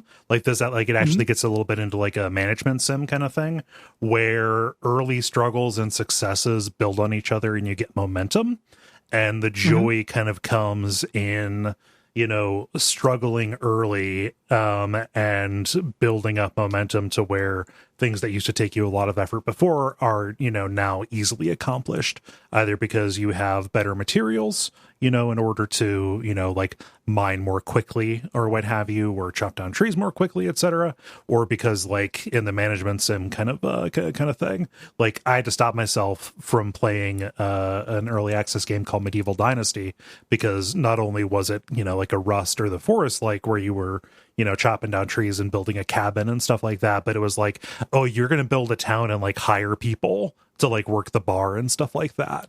So like you go from literally having nothing and sleeping under the stars to being a mayor of your own little thing. I think that it is kind of the overall difference between struggling and scraping to survive and then thriving and having all of that sense of growth is what appeals to me.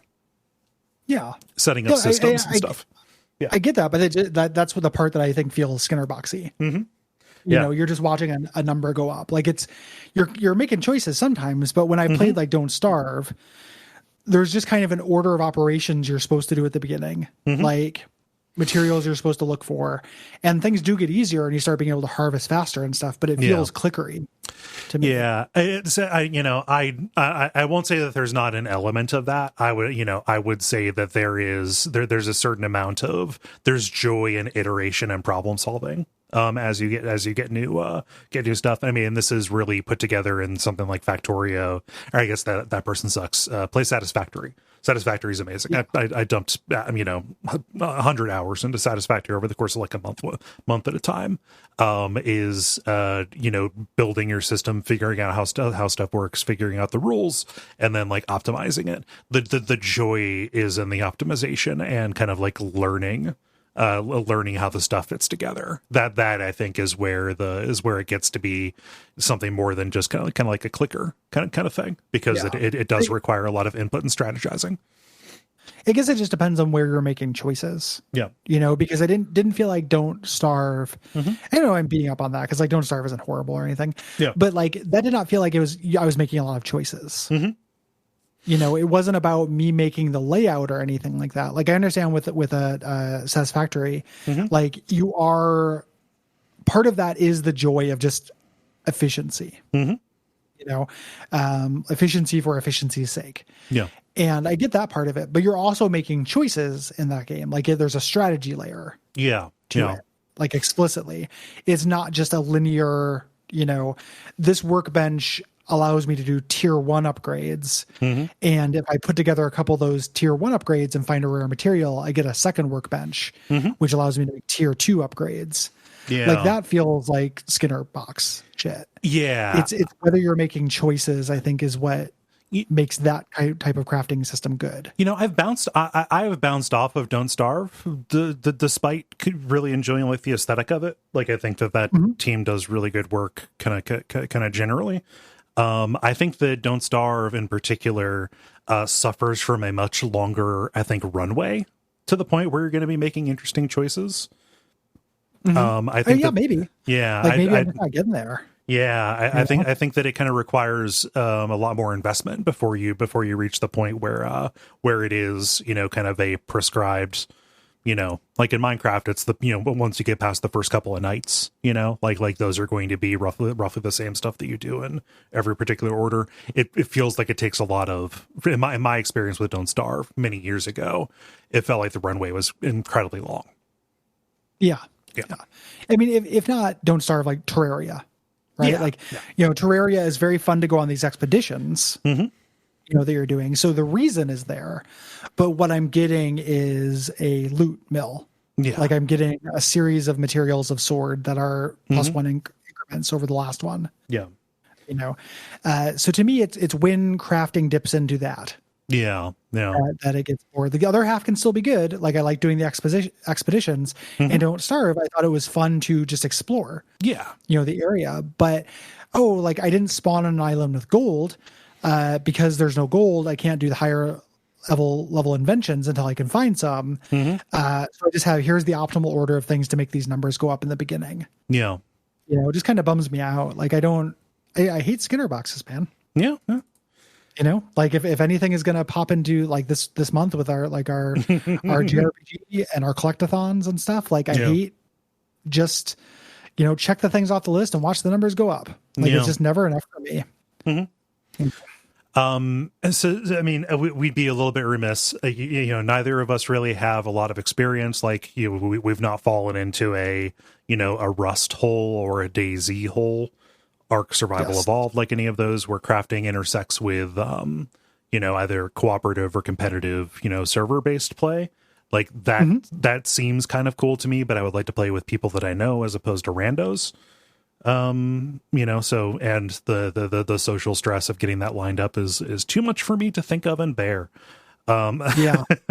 Well, that is probably all kinds of the Frenchman's cum sock. Yeah. That would be the problem there, is I would just immediately get murked. Yeah. By people who do it professionally. Like, Mm-hmm. I like the idea of I am in a desperate place, Mm-hmm. but it's always going to fall down to eventually just having like kind of a prescripted order of operations. Yeah. Like even you end up in Rust, prioritize finding this. Yeah. And maybe it's kind of in that game, because it's the shooter skin, it can be kind of desperate and full of privation to find them in the beginning, Mm-hmm. but it doesn't feel like it has that strategy layer to it. The version of this that I want to play that I understand is really good is a game called The Forest, which mixes the crafting survival stuff with like an actual like survival horror plot kind of thing, which seems cool and good to me. You know what is a good version of this that is kind of like that I want to shout out, and it's actually like a game I'm calling it now. Babe Ruth calling a shot. I'm going to make this a vanity pick for next year. Okay. Is State of Decay. Oh, I fucking love State of Decay, dude. Yeah.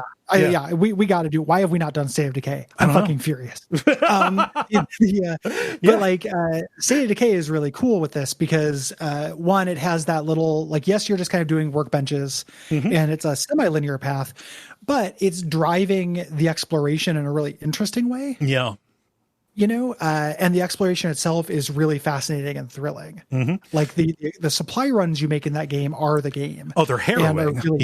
Yeah, and they're fascinating, as opposed to the supply runs I've made in a Terraria or a Don't Starve, which are less good to me. Yeah. No, I am 100% okay with the State of Decay. Twist my arm, Gary. Yeah. I also want to do a shout out at this because I'm surprised it hasn't come up, but I have a soft spot in my heart for both Morrowind and Oblivion. Not so much Skyrim because it's a little harder to break, but like alchemy and spell stuff in both of those games just cracking the entire game wide open. I am a big fan of when they inadvertently give you so much power with let's say ill-considered systems that interact with each other recklessly to completely lean into the jank of a game. That is such a huge part of the charm of them for me. Yeah, that's a great pull. That is a really good touch on it. Yeah. Also, like a weird little closet example, I really liked crafting spells and abilities in both Transistor and Tyranny. Oh, yeah. That's like not exactly a crafting system, but it's similar. The idea of taking elements and creating your own version of different attacks and spells and stuff. Yeah. I think that's super cool. Yeah. Nice. So we're not experts on it or anything like that, but that's part of why we get cronky about them. For me, I want strategy and I want it to be interesting in and of itself. Yeah. And like so many things, it gets tied up into reward structure an awful lot. Yeah. And a bad crafting system can completely undermine the reward economy. Yes. See your Horizon Zero Dawn. Yeah. Let's read some responses, Gary. Yeah, thanks everybody for writing in. We appreciate you. We do have an overflow episode coming relatively soon. And keep an eye on the Patreon space for calls for questions. If you'd like to ask us questions, that is something for patrons. If you want to write in about games, that's at Duckfeed.tv/contact. And you guys came out in force about this month's games. You certainly did. We're going to be putting the Paradise Killer responses after the admin on this one because that is so new and the story is susceptible to spoiling. And as you can imagine, Chrono Trigger especially, but also Paradise Killer generated a lot of responses. Understand if we left your response out or cut it down. I read all of them and appreciated all of them. Just a matter of figuring out how to fit it in. Yeah. So I've got some follow-up here. This is a little bit of errata from a previous dispatch where somebody asked us about like our favorite works of art in games. I called out a specific painting, Judith beheading Holofernes, kind of a Renaissance painting of a biblical scene. that pops up a lot in horror games. And two people actually wrote in about this, Curtis and Griff, to kind of politely nudge. In the episode, I referred to a painting by Caravaggio. Caravaggio did paint the scene, but the one that is featured a lot of the time, the one that I'm thinking of, and also the one that is way better, is by Artemisia Gentileschi. Hers is the one that you see the most. There's actually like really cool biographical detail about like why it's more heartfelt in her style. Like it's beyond the scope and involves stories of sexual assault, so I'll let people go and seek that out. There's a New Yorker article called The Fuller Picture of Artemisia Gentileschi. That'll give you the complete story. But yeah, two painters painted the same scene. What happened is I was like, I love that painting. I did a search for the title and Caravaggio came up first, as opposed to the Gentileschi one. So I want to thank Curtis and Griff for writing in and helpfully straightening me out. Yeah, I blame Google. You should have binged it. Shouldn't have, but binged it. Mm-hmm. I'll get us started here with what Cinder says about Sam and Max Save the World. This is the sponsor of that episode. Hi, guys. Thanks for the great episode. Sam and Max Save the World was my first exposure to the duo after stumbling upon the game on the Xbox Live Marketplace for the 360 around 2007. Telltale Games seemed to have a talent for capturing the spirit of whatever characters and worlds they adapted. I remember that Wallace and Gromit Grand Adventure was probably the best game you could make out of that property, and Tales from the Borderlands made me care about a series that I had never had any slight interest in before. I love the first season of Telltale's Walking Dead as much as anyone, but I can't help feel like its success led them away from more fun properties like Sam and Max and towards bigger and more serious properties like Batman and Game of Thrones, which I also care for, but entertainment often trends towards the more serious, and I feel like we could use more silliness in our media. Agreed. Yeah, agreed. I also want to brag and say that I have Jessica on my lap purring right now. Oh, I now get a cat while recording. It's pretty cool. Neat. Yeah. Yeah. Thanks, Cinder. Yeah, thank you. And thank you for sponsoring the episode. I agree. Telltale's goofy phase is good. I wish they would have continued doing the bone stuff. Yeah. Yeah. Agreed. Mateus writes, again about Sam and Max, saying, I have completely forgotten about this game until the moment that you announced that it'll be featured on WoF. Not being a disciple of classic LucasArts adventure games, I still really enjoyed it. However, the key to my enjoyment was the voice acting. And not the English one, but the Polish dubbing that I played it with. Immediately after finishing Sam and Max Save the World, I wanted to play the next episodes, only to find out that back then, they were not dubbed to Polish. These voices were such an important part of the experience that I decided I would rather not play them at all without those dubs. But who knows? Maybe if they remaster the later seasons for Switch, I will finally check them out. I think that's the plan.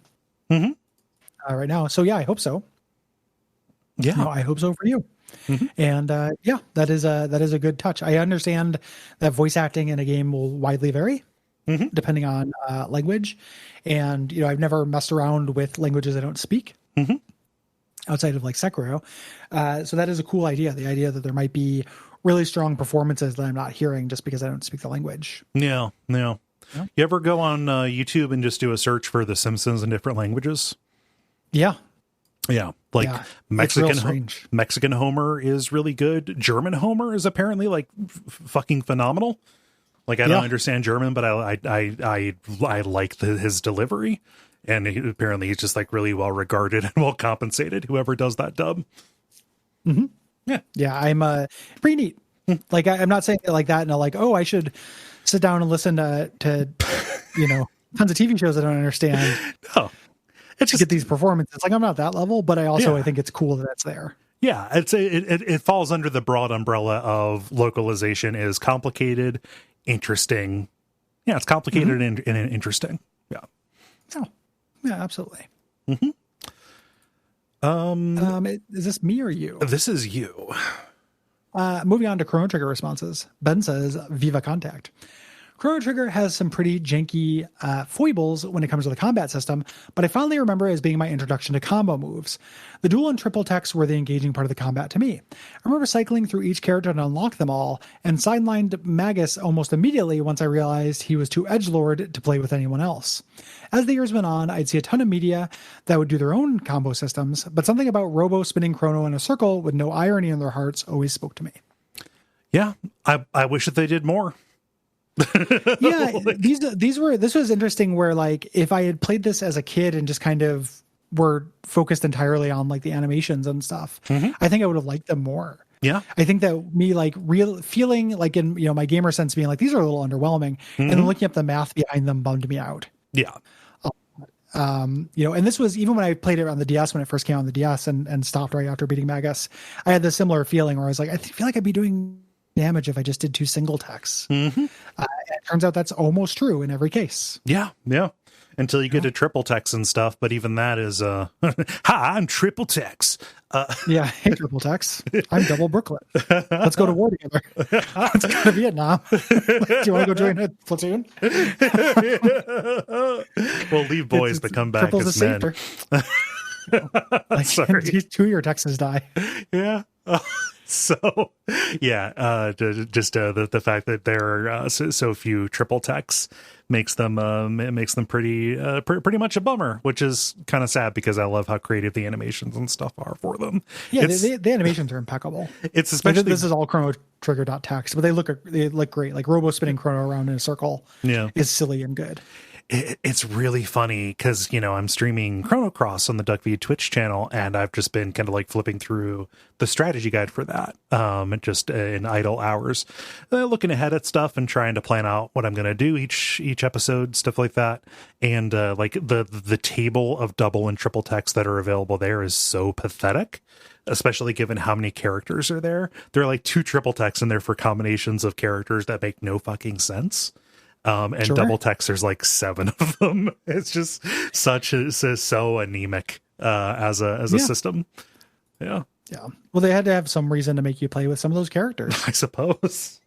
You know, why else are you going to pick those? Spriggan, Rasley. Yeah. That should make me so mad.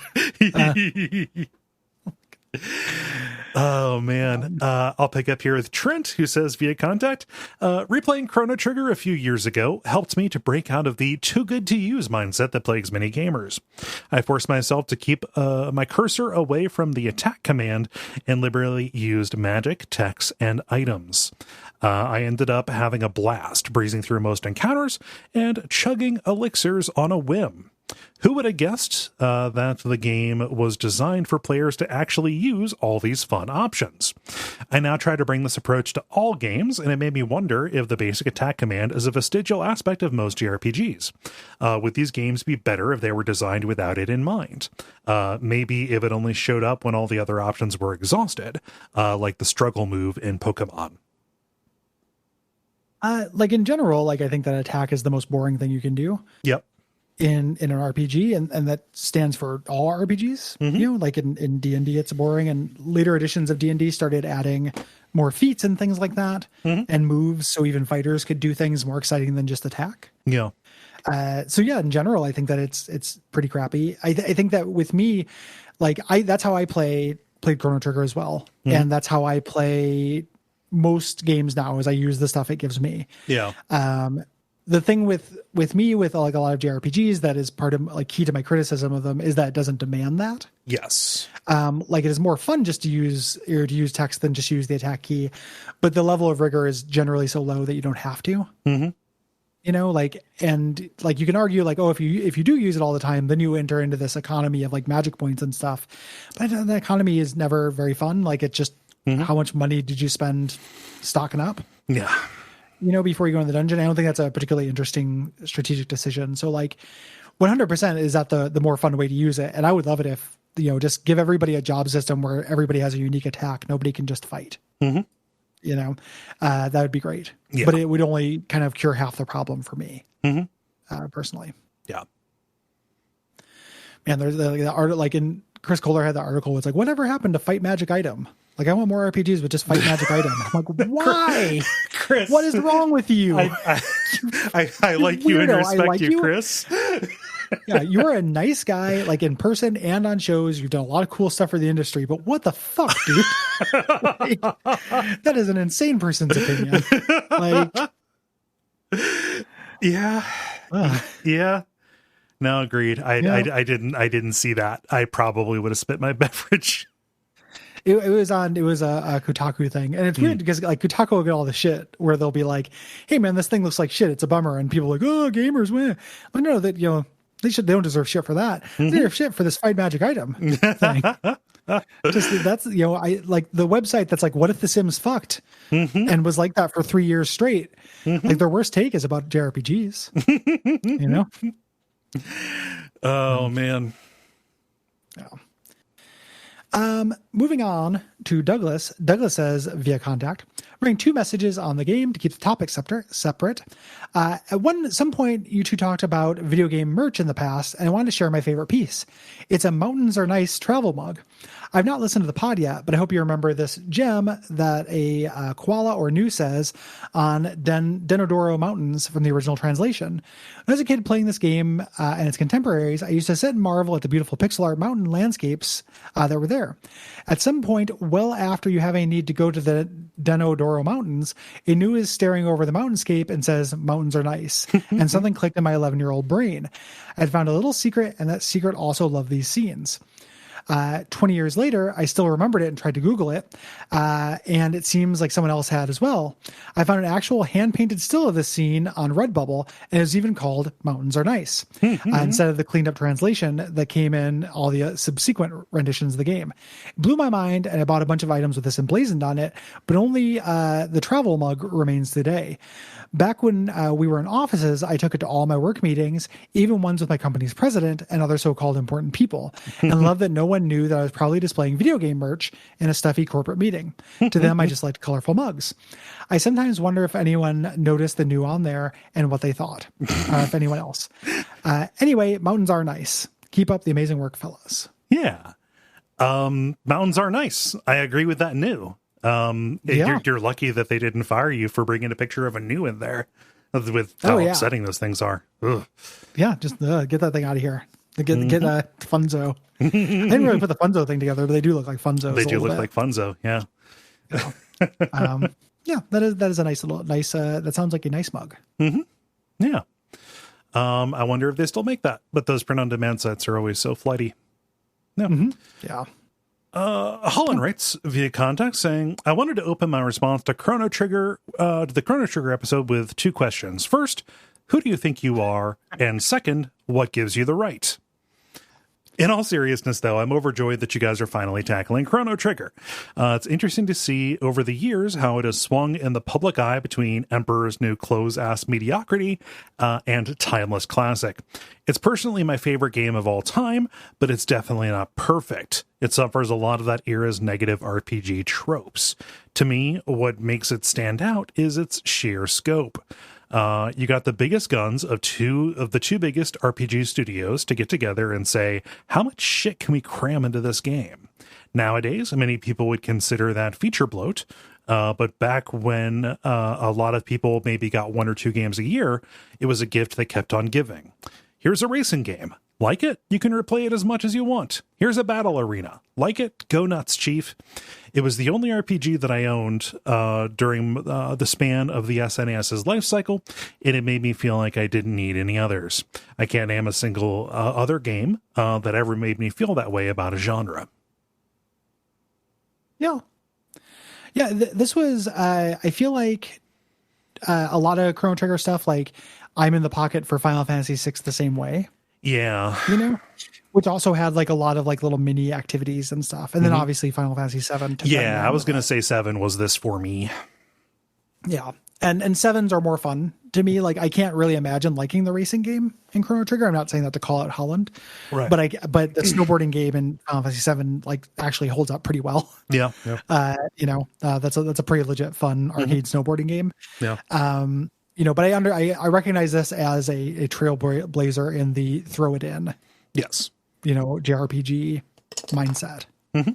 And that to me, and for the record, like that's not frustrating to me about it at all. Like I think that's cool. No. That kind of variety is neat. I like that this starts with a golden saucer. I like the trial scene and things like that. Yeah. I think that's very cool.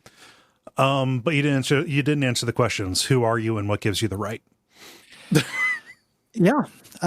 We publish a podcast. So that's what gives you the right. It's actually very easy. Yeah. There's no legitimacy that you have. Like I didn't have to go to university or anything. You could just do it at home. So if you disagree with me about Chrono Trigger, please just make your own podcast. And who are you? Anybody. Yeah. Because anybody can do that. Yeah. It's pretty cheap right now. So oh gosh. the right came with. Alex says via contact. I don't have much to say about this besides that it's pretty good. However, I wanted to mention that I couldn't remember how I was able to get a hold of a copy of this because I couldn't afford buying new games for my SNES. However, my friend lived in a devout household and was able to convince his mom to buy him the loose copy at the local Blockbuster. He told her that it was a game about Jesus traveling across time and spreading the influence. Well, I stayed the night at his house, and we stayed up until we had defeated Lavos. At the same time, his mom came into the living room and screamed at him for it being a heretical devil video game.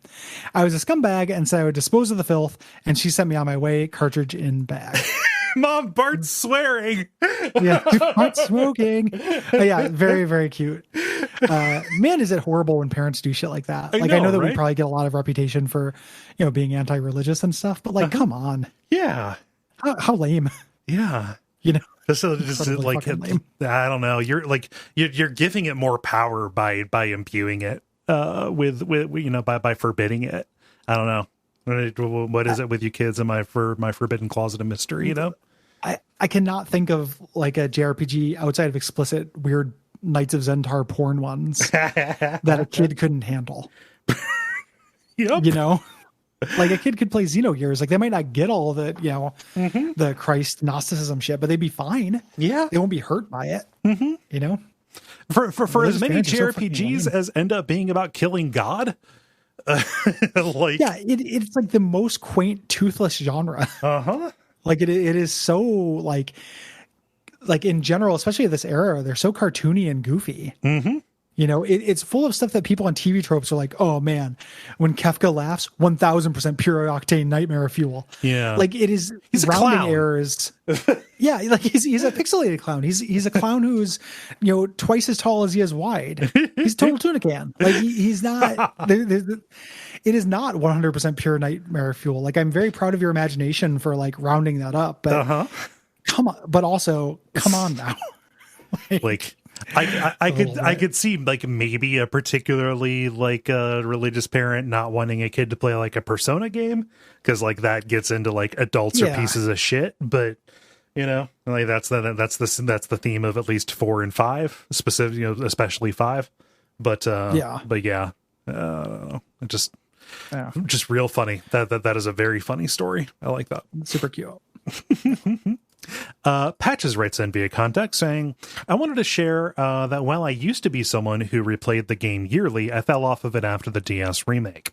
I think, though, that a few things really stick with me that make me love Chrono Trigger.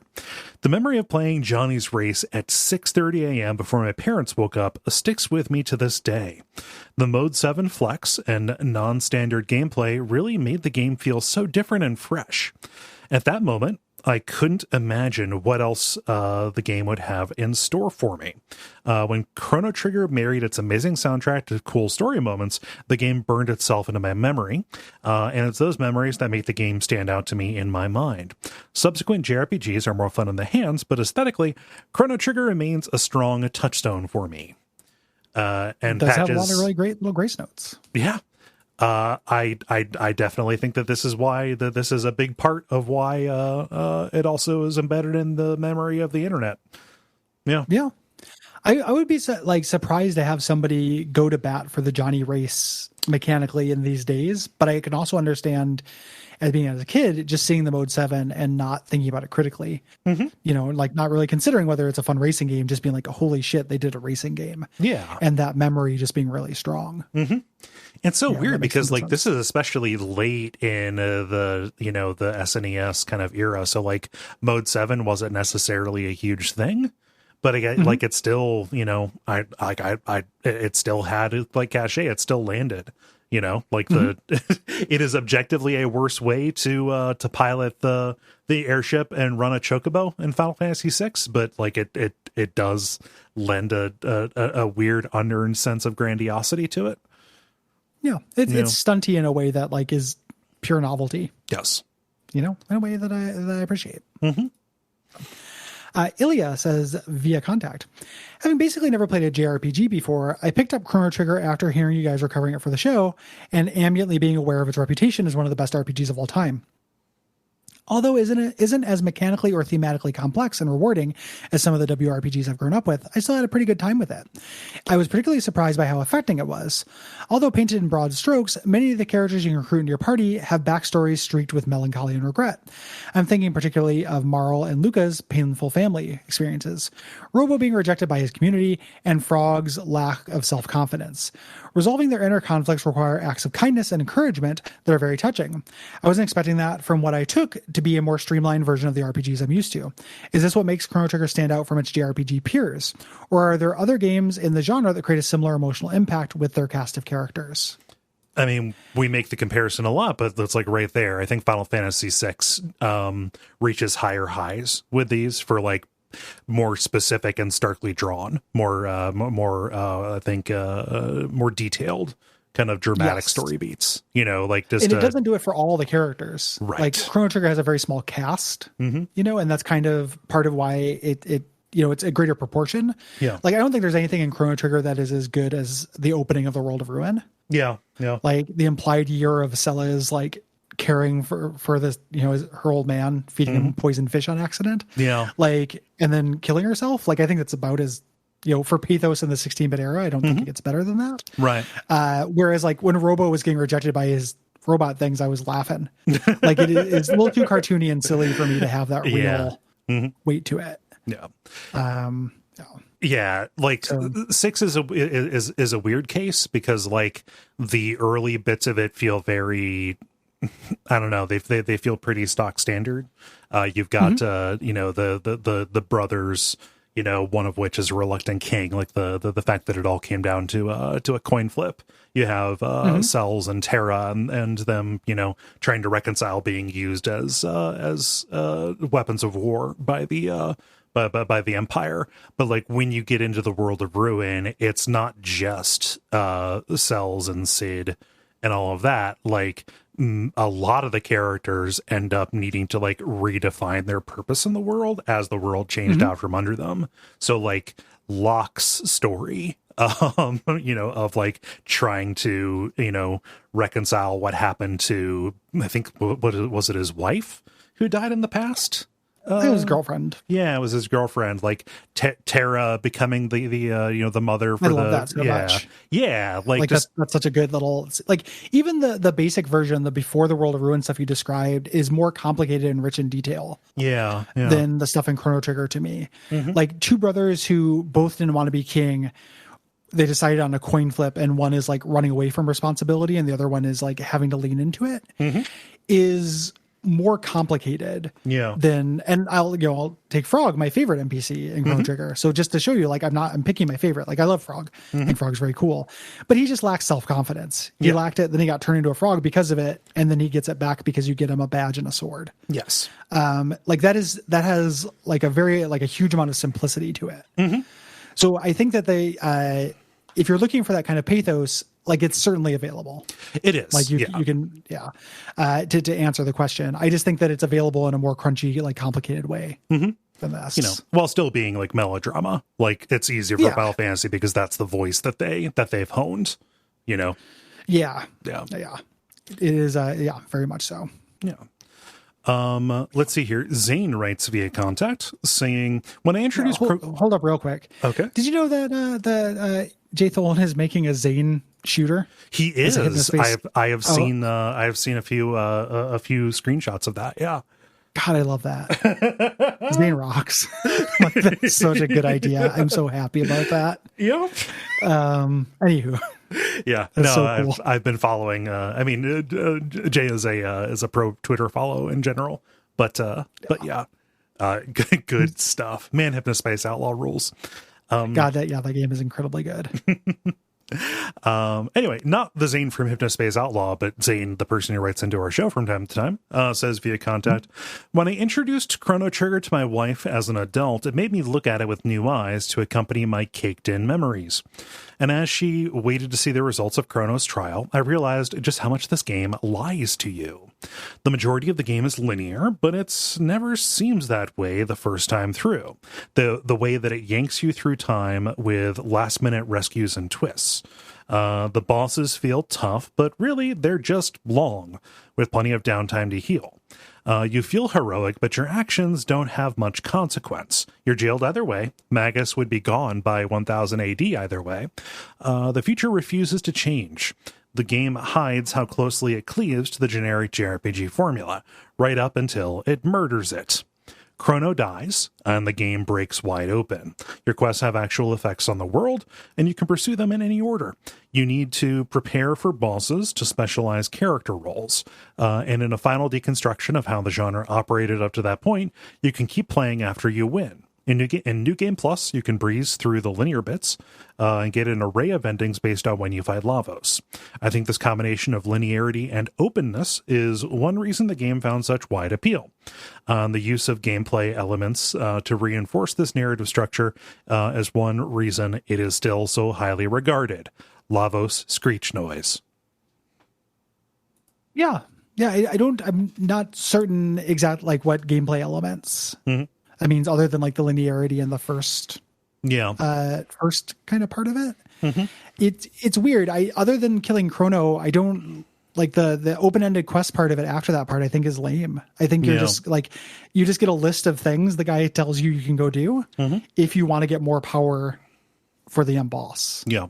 You know, and I don't, it's hard for me to think of that as brilliant. Like I was looking at, somebody on the Slack posted an article, like a reverse design article on Chrono Trigger. And it's kind of interesting. I was like poking at it and it just ends up coming to conclusions I don't have. Like it will say something that Chrono Trigger does and it will just be like, that's the genius of Chrono Trigger. And I'm like, you're not connecting those two dots. Like you've proven that this is intentional, but you're not telling me what that does to achieve this effect. You know, or how that does it. Yeah. B does not necessarily follow A in the way that it's laid out. Yeah. And that's what this kind of feels like. Like the idea that it's linear, but pretends not to be linear. Like that's the genre. Yeah. You know, that's what JRPGs do. And then the idea that, you know, again, the fact that they murder Chrono, incredibly cool. Like I actually really, really love that. You know, murdering a character was not new at that point, but murdering your main character is. But then after that, like being able to do those side quests, just did not feel very particularly cool to me. So. I would defer back to the episode where we talked about the specific reasons why the side quest stuff didn't land for us. Thank you for writing in, not just trying to shoot down.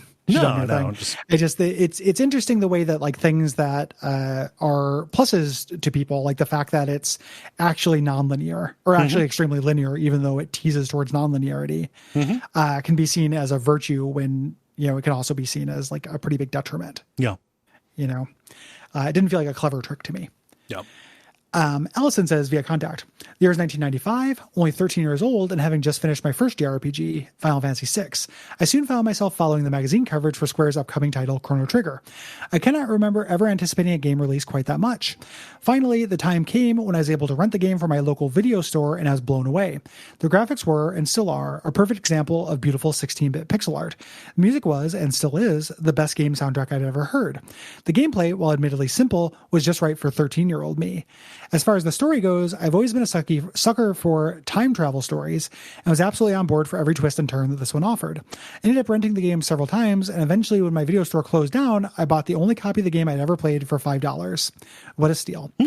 Needless to say, it's incredibly hard for me to separate Chrono Trigger from the intense nostalgia I feel for it. While it might not objectively belong on a list of the greatest games of all time, I absolutely consider it one of my favorite gaming experiences, and that will never change. On a side note, I always loved Flea. I had no idea exactly what was supposed to be going on with them, but I can say as a young person experiencing extreme gender feels at the time, I felt totally seen. Also, please look up the Chrono Trigger mixtape. Absolutely incredible stuff. I did. I was unaware of the Chrono Trigger mixtape until Allison brought my attention to it. It's actually really good. It is. What is it? So it is somebody who remixed, basically mashed up Chrono Trigger music with hip hop. Okay. So I need to take a look, but it's wild.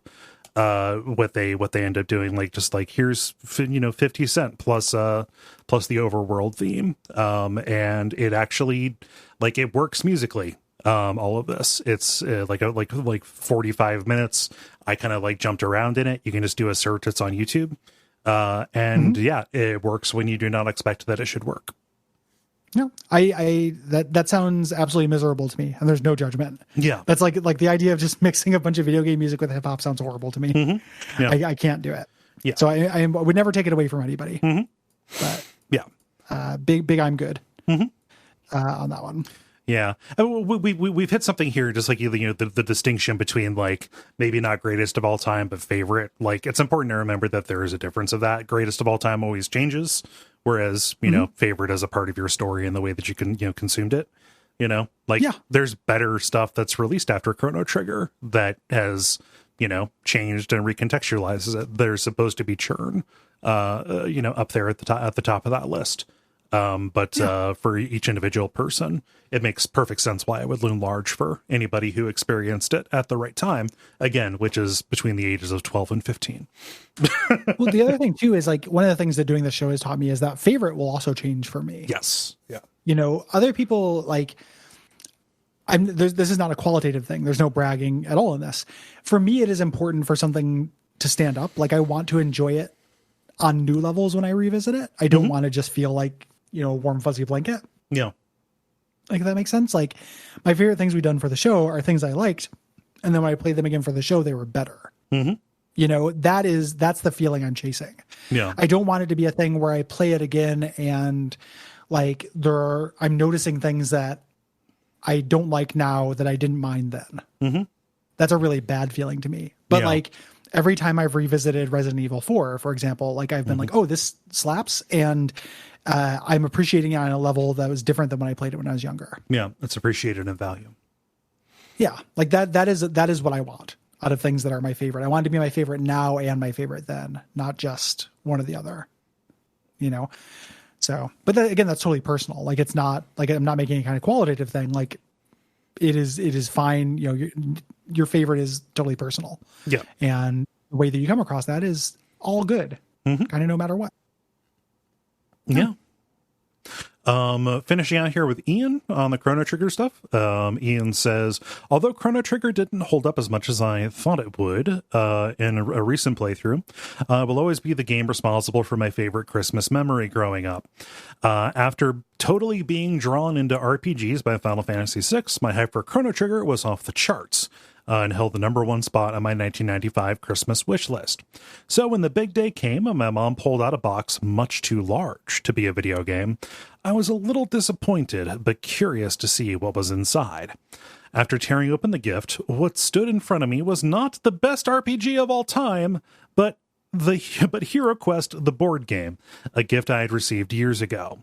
However, not wanting to be ungrateful for the gift, I thanked my mom for it, and I kindly explained to her that I already had the game, but it was still a fun game that I liked to play.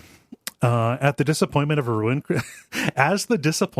a ruined Christmas rose in my mind, my mom quietly suggested that maybe we could open it up and see if there was anything new in the latest version. Okay, sure, Mom. As I pulled off the lid, sitting square in the box was a sealed copy of Chrono Trigger, and I lost my goddamn mind. Pulling Chrono Trigger out of the board game, I ripped off the packaging and ran over to my Super Nintendo, where I proceeded to spend the next 3 days glued to my console until I beat it. A Christmas miracle I'll never forget.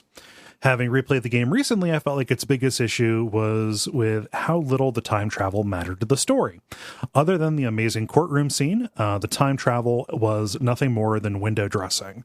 Go to the Middle Ages to pick up the Frog Knight, go to the future to pick up the robot. Very little is done to connect your actions in one period to the consequences in another. The time travel is there mainly to tell the story of Lavos. All in all, not the best RPG of all time, but still the first place I'd send anyone interested in getting into the genre. Oh, that is super cute. Gifting a gift inside a gift. Mm-hmm. Next level. Yeah, it's very cute. You did the right thing by not, saying you stupid. Why? How could you, Mom? Get another one. I'm not sharing with Caitlin. Yeah, but also, man, I've got so much trauma associated with being dicked around on gifts and stuff like that. Yeah, your parents used to do psyops on you. I did. Yeah. Weird. No, and fortunately, I have turned out to be incredibly well balanced as an adult. Yeah. So things are looking up for you, Ian. Yeah, I wonder what I would love to get an informal survey of people who played Chrono Trigger first and then played Day of the Tentacle, and vice versa, and see if that priming for the effect of time travel does anything. Huh? Yeah.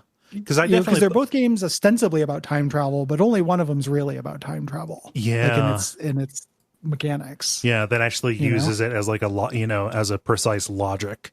With to explore causality. Yeah. Curious.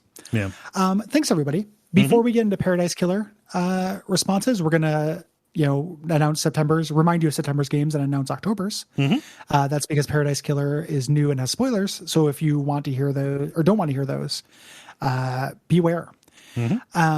If you have anything to say about September's games, write in by September 15th. Those games are Katana Zero, Sonic the Hedgehog 2, Singularity, and Darkest Dungeon. Yeah. Darkest Dungeon being the premium episode. Yes. And October's games for Spooktober, we have some stuff that I'm really excited about. The first game is a game called Echo. I had not heard of this, but this is a kind of sci-fi stealth horror game made by a developer called Ultra. The idea of this being that your enemies start out being unable to do anything, and everything that they're able to do to you, they only do because they see you do it. Yes. That's the only thing I know about it, but that is enough. That is a real cool concept. Yes. I'm very excited. It is a patron demand, so I don't have the name right here, but we'll thank them then. I'm very thankful to the patron for bringing that to my attention, because that is a cool idea. And also, it's been a minute since we've done something neither of us have played. Yes. On the show. That's pretty fun. You haven't played Singularity, right? No, I've not. Or Katana Zero. Oh, I mean, I've played Katana Zero at this point, but I never played it before. Yeah, same. So it's kind of nice. It's fun to play stuff neither of us have done. Yeah. After that, another patron request. We're doing Silent Hill 1. Fuck yeah! I love this game so goddamn much, and I'm very excited to play it. Again, it's been Silent way Hill 1, too long. Very good. Yeah.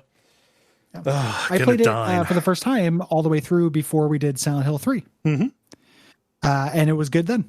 Yeah. It is a good ass game. I played it a lot when it came out, but I never beat it. Yeah. So. It's still just one of the scariest games of all time. I love it. Super good. Yeah.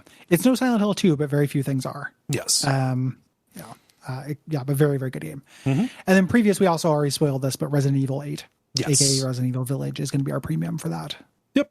That month. Yeah. So the way premium episodes work is everybody gets the generalities, but the full episode goes to our patrons.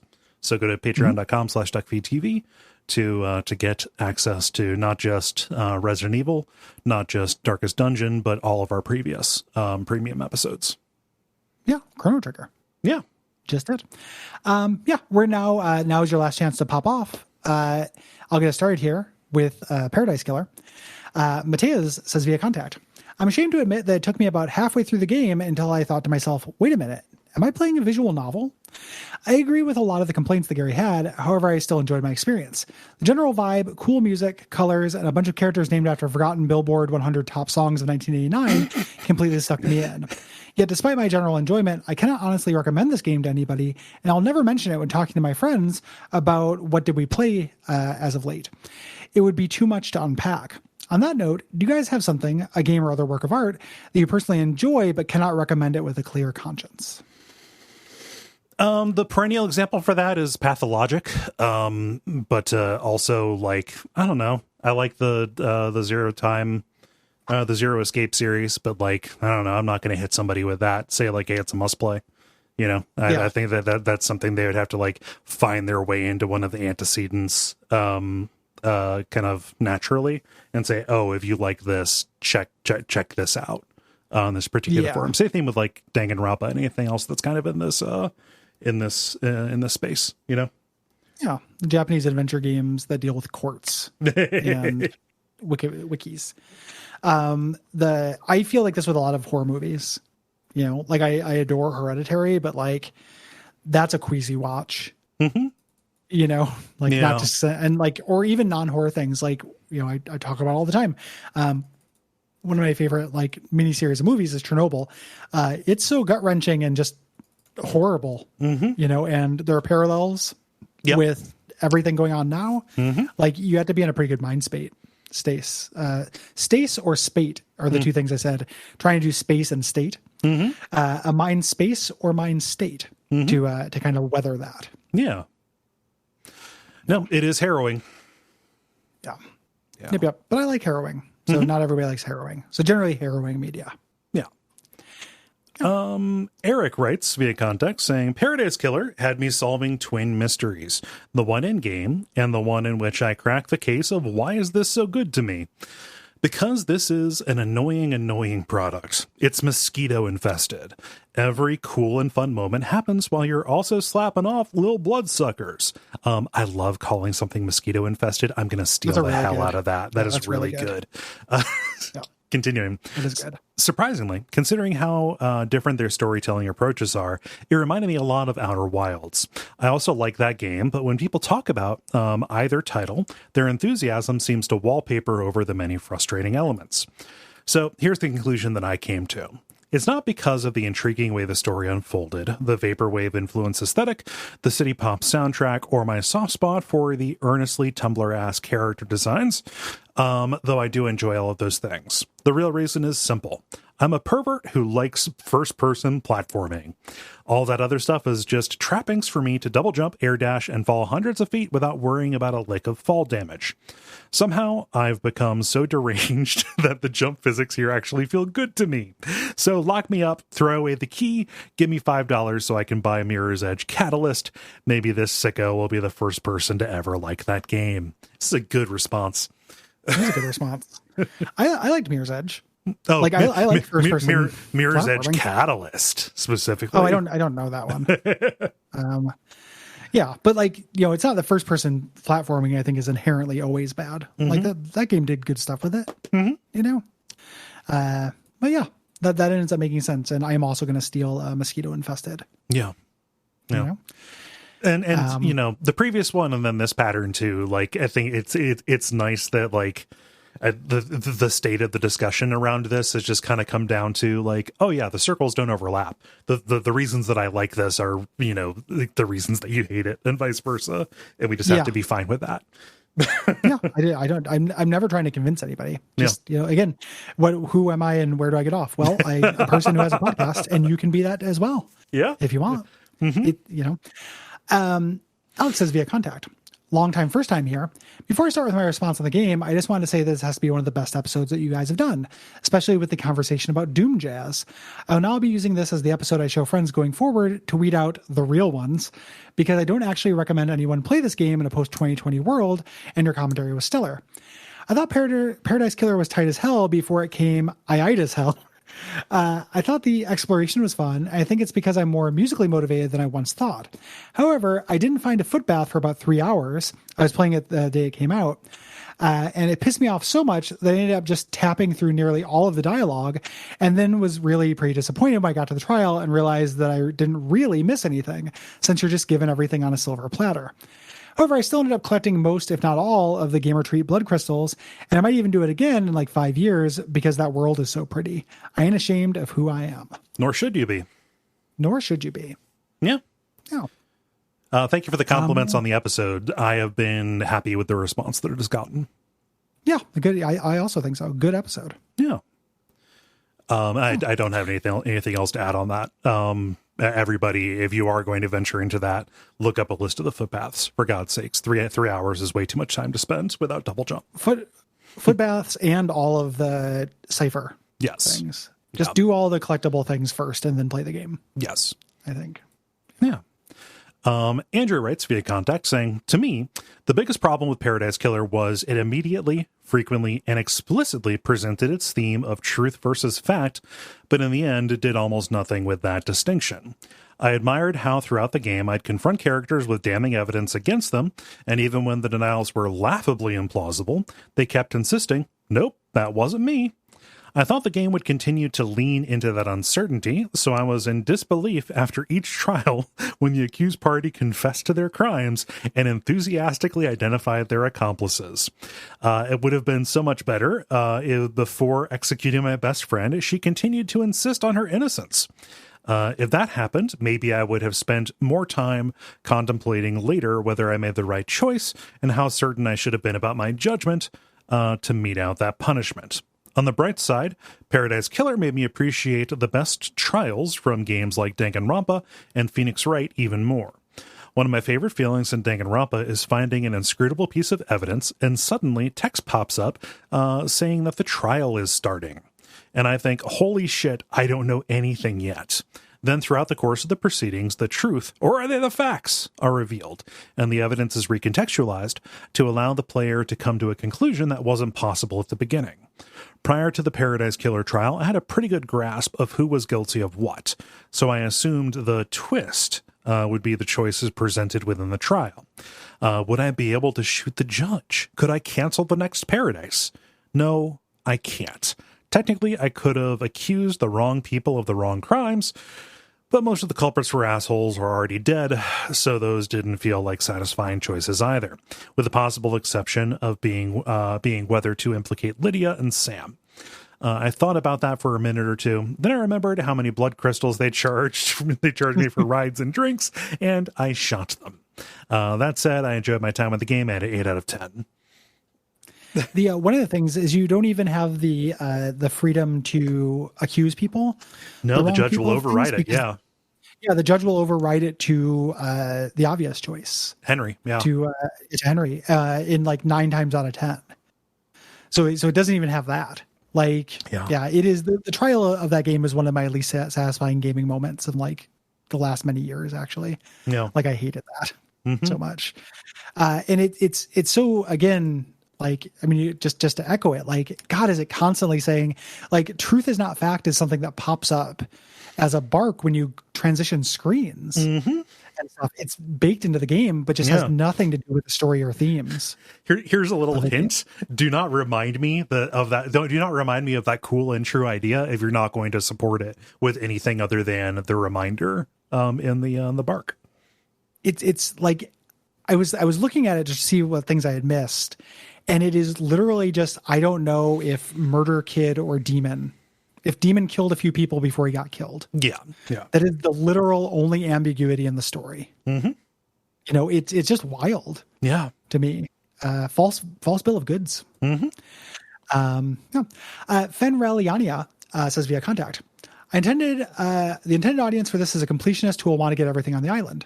This line from Gary, I think, sums up the majority of the divide between his poor experience with the game and my Hall of Fame entry experience. It comes in many forms, but ultimately I enjoy collecting and completing tasks and finish the game at 100% completion. Finding a blood crystal sufficed as a token of recognition and a checkbox to mark an area as explored. Getting them for puzzles or ghost tasks was underwhelming, but I found intrinsic joy in helping the ghost or solving the puzzle. I don't think Gary would have enjoyed my preferred reward any better, which would have been more relics or player character backgrounds, or PC backgrounds rather, laptop backgrounds. I do unequivocally agree that fast travel shouldn't have cost anything though. There are a lot of things brought up that I wanted to jump into and defend, but you made it clear that you understood it was down to personal taste. So instead, I just wanted to affirm that aside from a handful of decisions, myself and many others weren't just unbothered by a lot of these things, but actively enjoyed them and seek them out in other games too. Perhaps Paradise Killer could have been a book, but if it were, I wouldn't have read it. Instead, it was in the format that I was able to engage with it in. Yeah. Yeah. I mean, I did not want Paradise Killer necessarily to be a book. I feel like it was not different enough from a book. Yeah. Yeah. Just to clarify, it's not. I want Night in the Woods to be a book. Paradise Killer, I think, is fine as it is, but I think it plays like a book. Yeah. Which is why I didn't like. But yeah, there are definitely like people who love exploring and collecting and stuff. So I definitely get that. Yeah. Thank you. Appreciate it. Nervous writes in saying, I wasn't sure what to make of Paradise Killer the first time that I played it. There are numerous obvious allusions to Danganronpa and Suda51's Kill the Past series, cheekily commodified in game as Kill the Thirst beer. And the soundtrack veers dangerously close to some famous city pop singles. Was this just a hodgepodge of what the developers like? After I spent enough time with it, I realized these borrowings were the point. Paradise Killer is perhaps the first deliberate attempt at a hauntological adventure game, and it succeeds with aplomb. Sequence 24, with its Japanese public housing blocks, beachfront terraces, and architectural monuments to narcissism, is a collection of what Mark Fisher would call non-places. Places which resemble one another more than they resemble the particular spaces in which they are located, and whose ominous proliferation is the most visible sign of the implacable spread of capitalist globalization.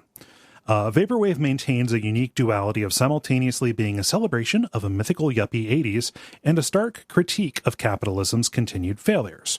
No other aesthetic would suit Paradise Killer's bleak setting. Perfect 25 is a setup to be a fiction within the game's own fiction. The Syndicate gaze foolishly to a past that never existed, believing they're looking to a bright future.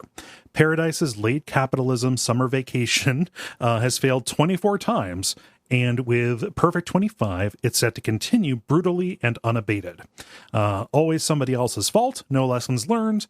The self-absorbed death drive of the Syndicate will march on. Thanks to both of you for all your hard work, and shout out to Gary for powering through what I suspect is kryptonite to him. Thank you. I hated it. You're right. Yeah. Nauseated. I also agree that what they chose was intentional. I think that those elements were brought in, to achieve an effect similar to what you laid out, but also I think that they knew to go to those because they like those aesthetics and know enough about them to appropriate them. That's all, and agree. Like, I think that is all cool, kind of thematic bedrock. I don't think the story of the game and the mystery is really about that. That's a problem. I wish, I wish the two connected like significantly better. Yeah. One thing that I wanted to mention about that game that I was thinking about since then, because for all of its problems, like was thinking about it afterwards, is that if the idea that it is a critique of capitalism pops up a lot. And one of the things is like, oh, you have all these beautiful immortal gods doing doing immoral things and the sacrifice of millions. And I was like, okay, like that's fine. Yeah. But like your characters of, who are these monsters are like Uber drivers and bartenders. Yeah. And secretaries. Like, is the idea that your Uber drivers, bartenders, and secretaries end up benefiting from, slave labor? Yeah. Because that's not, like, is that really who you want to take aim at? Yeah.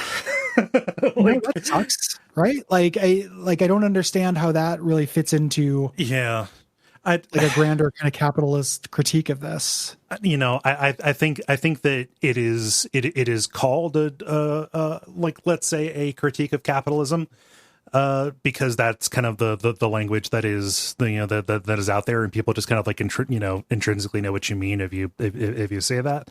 I think that more precisely it is more attempting to instill a discomfort and maybe draw attention to the fact, exploitation more so than anything. And exploitation can happen under any number of, forms of economic systems, like, a lot in capitalism, but also, there's colonialism and slavery and all those kind of things, that are brought in here. So I think that, that label is a little bit imprecise, which also, is appropriate because I think the game is a little bit imprecise with how it deploys that. That's really what I'm getting at is like that imprecision. Yeah. Like I think that what was making me think about that is in the episode, I was just making fun of the idea that you do all these war crimes to become a secretary. Yeah. Like shirtless priest McGee, shitbag, did all this horrible stuff, and he's a secretary. And I was like making jokes about that. And I think somebody in the Slack was like, "Oh, that's very intentional." And then I was thinking about it, and it's like, if that's intentional, that's worse. Like it's just like, why, if the idea is during our regular just society, like why is this focused on the people with regular shitty jobs benefiting from this? I understand that the council all got murdered, but they didn't get murdered for, they got murdered by the Uber drivers, who are portrayed as shits instead of heroes. For taking out these people. Like there's nobody good in that game. It ends up being kind of like nihilistic and conservative in a weird way. Yeah. If it's doing anything, and who knows how much rounding I'm doing in this, the fact that there are, Uber drivers and secretaries and stuff in this, is saying that no matter how utopian the design, the idea of we're going to literally call this paradise and not concern ourselves at all with the people who make it possible.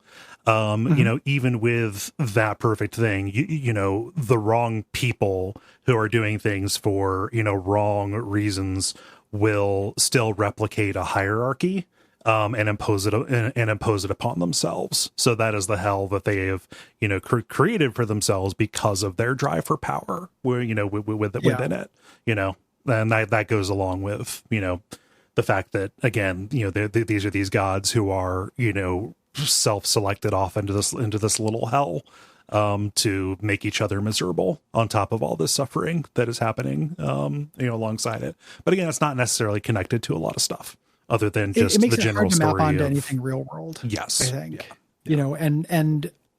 there's a lot of mapping onto the real world. That happens like when people talk about this game in a way that I think only works if you are picking and choosing. Specific elements and ignoring large swaths of it. Because I don't think it's very well written. Anyhow, that's just me. Is this last one me? Yes. Closing us out, Maxwell says, Viva Contact. Although later events lowered my opinion of Paradise Killer, it was one of my early favorites of 2020. I'm not well versed in detective games or visual novels, so its competence in these genres was not what sold me. It was the pure vibes.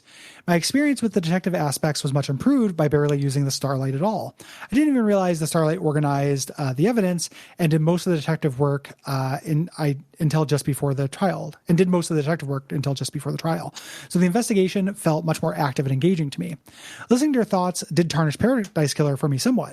I agree with most of the thematic and game design critiques that you had. That said, I don't think the game is asking players to engage with it very seriously. If anything, I felt the investigation was just an impetus for fun, but not aimless exploration of an aesthetically interesting world. Nevertheless, hearing you discuss how sloppily various aspects of the gameplay meshed with the story made me second guess how enjoyable the hours of sometimes fruitless traversal really were. What really did Paradise Killer in was a similar 2020 game that engaged with its themes more confidently and competently, Umurangi Generation. Like Paradise Killer, Umurangi had cool vibes and a great, though much grittier, OST. Unlike Paradise Killer, its provocative themes carried weight, and the photography mechanic better melded gameplay to the narrative. Umurangi Generation walked the walk that Paradise Killer merely talked, and ultimately displaced it as my favorite of 2020. That said, I still recommend Paradise Killer to the aesthetic, and that's spelled out the way you spell aesthetic, aesthetically oriented people as a fun and frivolous romp, and I was glad to hear your perspectives on it. Yeah, I picked up Umurangi Generation when it came out on the Switch. I'm a little ways into it. That's real cool. That may be a vanity pick at some point. I will trust you.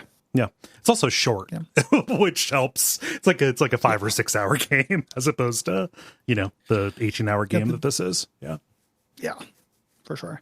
The idea of not taking Paradise Killer seriously is really interesting because it's not a perspective I see very often from it. Like I think people think the game is funny and everything, and they do relax to it. But usually when people analyze it, they are analyzing it in terms of a capitalist critique or real world parallels or things like that. Like, I don't think I've seen anyone straight come up and say like, oh, you're just not supposed to take it that seriously. Yeah. That's an interesting perspective. Like I haven't really considered. It lines up, you know. We talk about like, oh, you know, don't think about the names or the costume designs too much. Like that is just it's meant to be. It's just meant to be cool, you know. To lean into something that I think, you know, doesn't spend as much for us, you know, but does spend well for other people. And I think that while that is not enough for me, I also like. I respect somebody who is able to say just like, oh yeah, no, just don't take it seriously. This is frivolous. You know, that's fine to me. Yeah. I'm sad that me talking about it made you like it less. Like that wasn't my goal. Yeah. You know, I just wasn't having fun and wanted to explain why I wasn't having fun. But the, you know, in general, it's never going to be a very good currency to me I like to actively appreciate like a game, the idea like, oh, just kind of vibe with it and hang out in that space. Like a big alienation point in playing that game for me was kind of realizing that like for a lot of people, that's the thing, you know, like I just want to hang out in this space, listen to these music and walk around, you know? And it's like, I get that. Like, I understand that it's extant, but I don't have any of those molecules in me. Yep. You know? So yeah, but it's okay. Because I just like now they'll do Paradise Killer 2 or whatever, the prequel, and I'll just be like, yeah, I'm not going to touch that with like a 70-foot pole. And, you know, it's okay. And other people can and enjoy it. And I'm glad they will. Yeah. Yeah. Thanks everybody for listening. We appreciate you. Yeah. If you want to write in questions for the next time, that's on Patreon. Keep an eye out for that in about a month. If you want to write in, it's Duckfeed.tv/contact. If you're writing in for multiple games, please do multiple responses. Please do. Yeah. And ratings, reviews on Apple Podcasts, Podcast Addict are very helpful. They are. And tell your friends. And come back next week. Katana Zero is cool. I'm excited to talk about it. Yeah, it'll be fun. Yeah, this whole next month is fun and light. Yeah. Until Darkest Dungeon, which I have you down with me in the darkness. Yeah. Where I was born, like Bane. And I'm going to just push everybody into no antiquarians in the Crimson Court. Good night. Yeah, so take care, everybody. Good night.